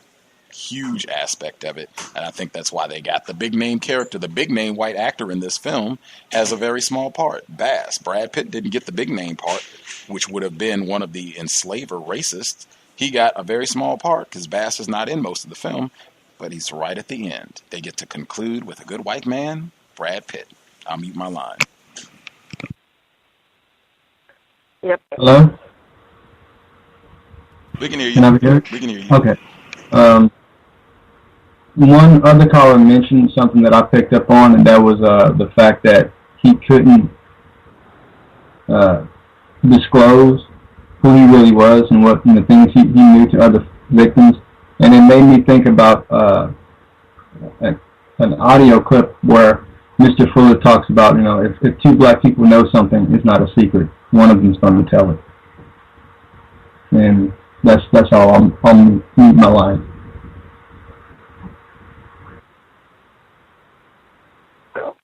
That's quite true, because as we found out in all of these so-called, allegedly, that's what we were told with Nat Turner, Denmark VC, as well as all of the other rebellions, that was some black person who allegedly felt so guilty, and they went and they told a master overseer, whomever, and it squashed the whole thing from going down. But it just showed you the breeding of this mistrust that was bred into us as a people, where you can't have close ties, you can't have close relationship with anyone. You always have to suspect and believe and think that somebody that looks like me is going to turn me in, or is going to be the one to do me in, which 90% of the time it very well could be. Someone that you are intimately involved with could be the one that could potentially be the one to make you have a death sentence. And that is why I feel that there is nothing redeemable about people who classify themselves as white. We could overturn this system. We can get this system a system of justice, but it is not. We are still going to have conflict with these people as long as they are a part of the system, because they're going to find some way to throw a monkey wrench in here some kind of way. Oh, I don't mean to throw that animal metaphor in there. To throw this something to get it off the track, get this train off the track, because it's their nature to be deceitful and to create confusion. That is how they operate. They get off in creating confusion, to have everybody scared, have everyone running around here, because that's only how they can function. They can't function in a normal society, because anytime that you can take nature and want to destroy it, or take things out of nature just so that you can see something white in it, it shows that there's something wrong with you, because if sugar, flour, all of these different things that are not white, but you have to make it white. And as you said, with children could be the most brutally honest, because they don't have to think, they don't have to codify, they don't have to think in their mind, okay, I can't say these things. They'll come right up and they'll tell you whatever it is, it's the first thing that comes to their mind. While adults now, they're going to hold their tongue back. But the child, as you said, the ex-child, he just showed wrong out here exactly what it was all about. And that is why with the movie, I didn't find it that compelling, because John Ridley was a black screenwriter who wrote the script. And, of course, Steve McQueen was the black director. To me, they kind of jumbled it all together. They pulled pieces from all different parts of the book and put it together, so you're not getting an accurate picture as you read through the book step by step to see that they're pulling scenes from all different places and they're throwing it together to create this film, and you have lost the essence of how things flow. because they should have shown what happened with the runaways, the twice he ran off, what happened with the other guy who ran off and was beaten, twice he attempted to escape, the hacking, the child scene. They should have shown that in the sequence in which it happened, and it did not happen in this movie. So it leaves you totally jumbled and distorted as to how this movie moved, this book moved along.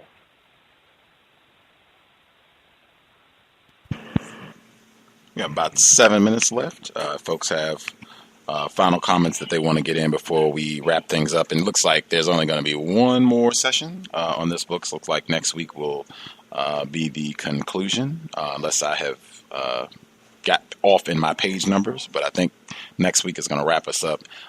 This is from Entertainment. This report came out today. They were talking to Steve McQueen about the film, and he says, I think the most significant thing about the film was the response from the public.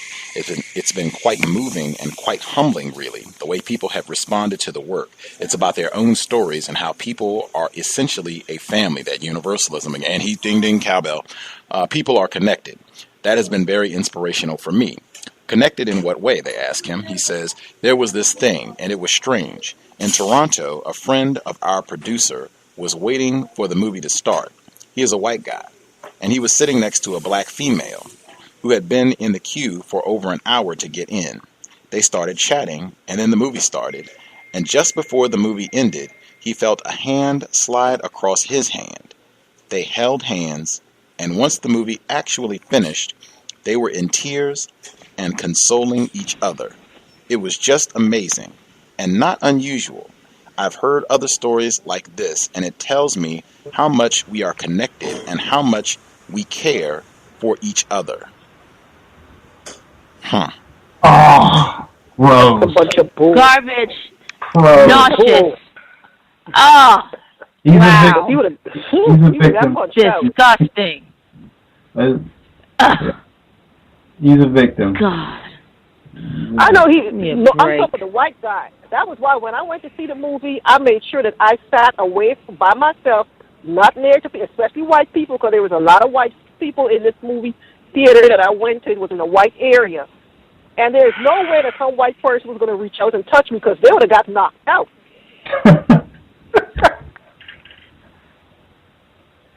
Yeah, that. You're better than me, because I won't go see the movie, because I know I'm going to, act like I do if I watch TV. I'm going to, get up and start screaming at the, I can't do it. I can't even go, because they would drag me out of there. I can't even go. I sat and waited until everyone left before, because my face looked like a thunderstorm when I walked up out of there. And I said, they better not say anything to me, because my husband didn't go. He said he didn't want to see it, because he said, you know me, I would act a fool. He said, you go, if you want to see it, you go by yourself. So I went ahead and I went by myself, but I was pissed when I left out of there. I didn't cry. There was nothing in there for me to cry about. It just made me more angry as it went on. And Gus, if you get a chance, maybe you can make a sound clip of this. If you go to the Smiley and West show, the most recent from today, they did a clip with Andy Young on it. You need to listen to that clip, because Andy Young said something that ticked me off. Not that he's a victim, not on him. But he said when he and Dr. King was on this march, he said a white reporter told them, he said that they told him that we have to be here, because if Dr. King gets killed, we're going to get fired if we don't capture it on film. That showed the sick nature of these people.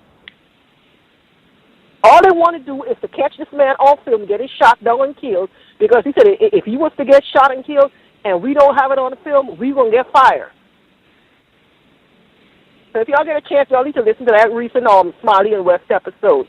It's very revealing. Hey, Gus, where was that article? What was that article from? It's Entertainment Weekly. It came out yesterday. It's titled 12 Years a Slave, The Emotional Reactions That Make Director Steve McQueen Thankful. See how they were being cute? I'll put it on my Facebook, but okay. Yeah, it's Entertainment Weekly, 12 Years a Slave, The Emotional Reactions That Make Director Steve McQueen Thankful. Thankful.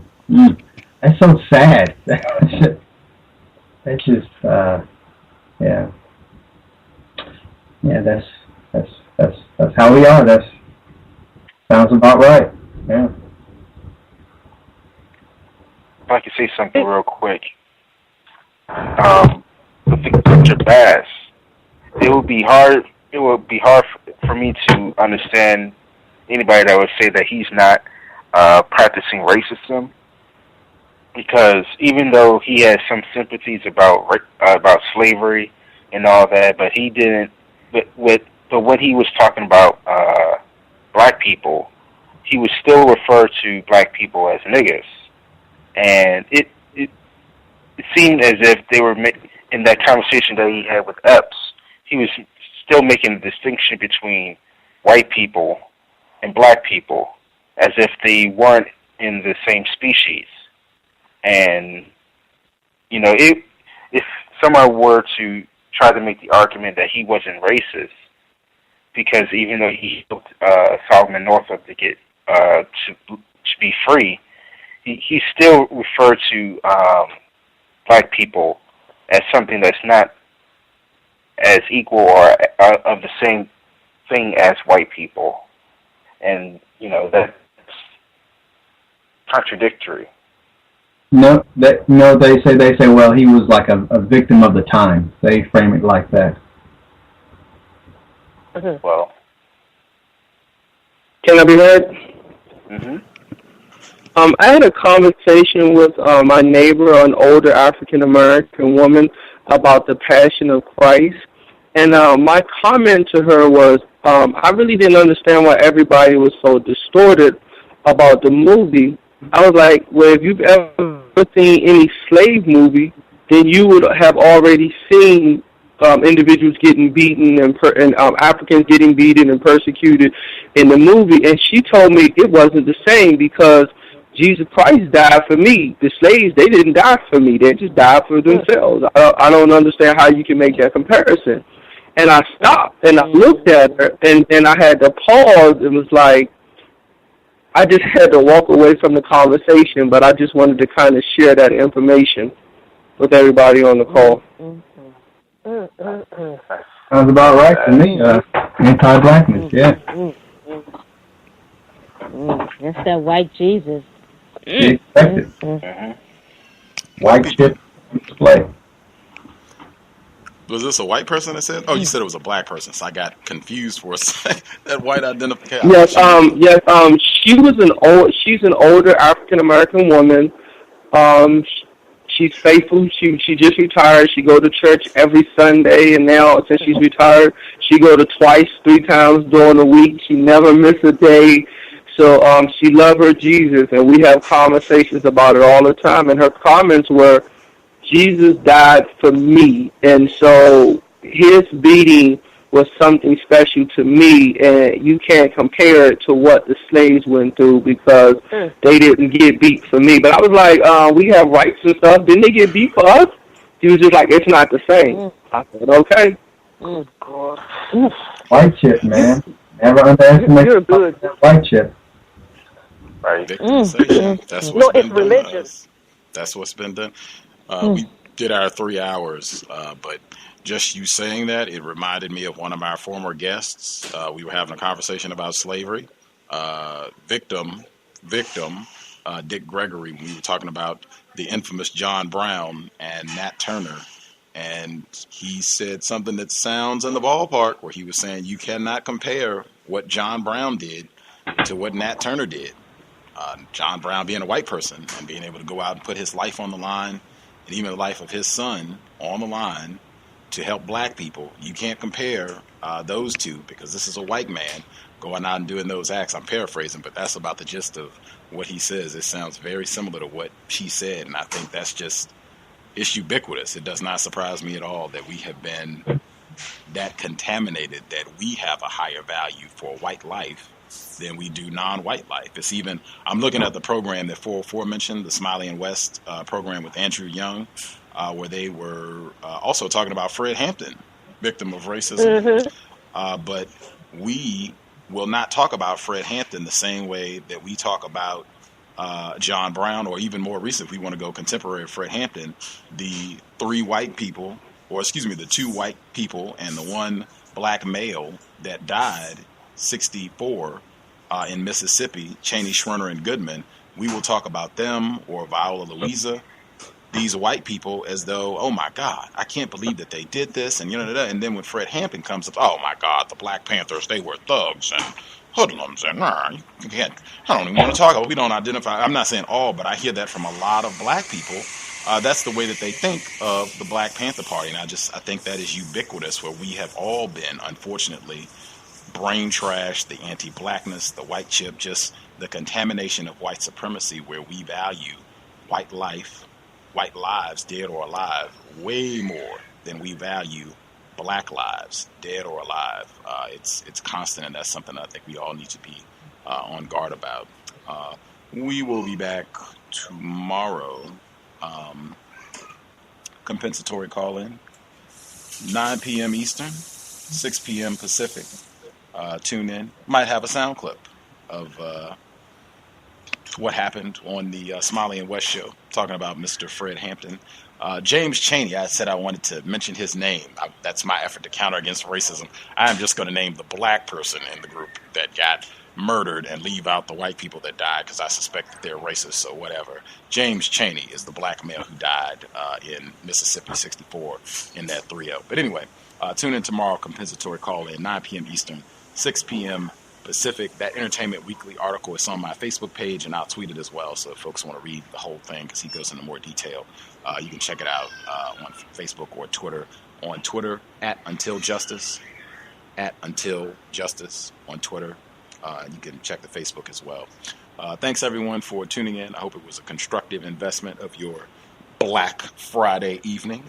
And tune in tomorrow. Looking forward to hearing from folks how your holiday went, workplace racism, any other observations on racism. Also, be mindful. I got a news report just before we went live about a white vigilante who is striking back against these so-called knockout games, where he is, I think, reported of killing more than one black person, or at least assaulting or attacking more than one black person, supposed to be in retaliation for the so-called knockout games.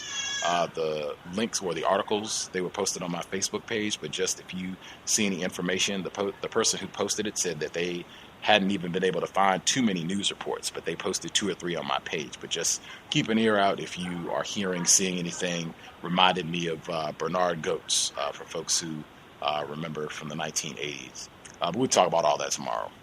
Does anybody want to do the prayer to wrap things up?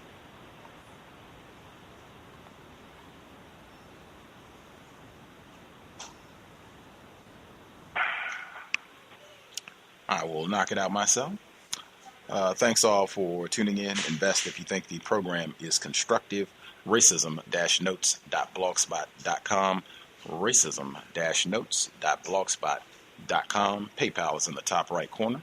Listener supported. Invest if you think the broadcast is constructive. Creator, we ask that you help all of us de-whitenize,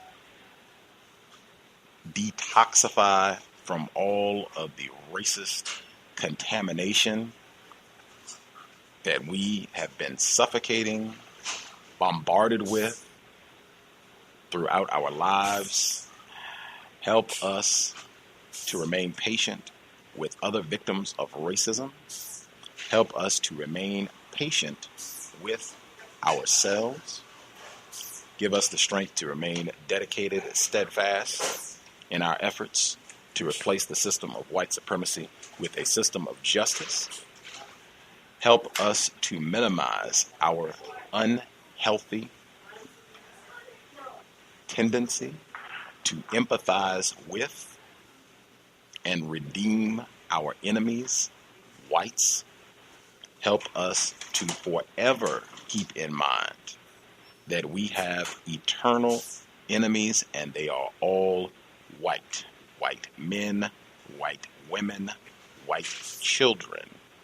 Help us to decrease our tendency to give them passes, to make excuses, and to look to find at least one that we don't think is racist. Help us to realize the truth. They are not redeemable, and they are not going to stop terrorizing melanated, non-white people worldwide. It has been time. Ashe. Context of White Supremacy, signing out. Thanks all for tuning in. I'm a victim, brother. Problem. You're a victim. Yeah. I'm a victim of 400 years of conditioning. Shut up. The man has programmed my conditioning. Even my conditioning has been conditioned.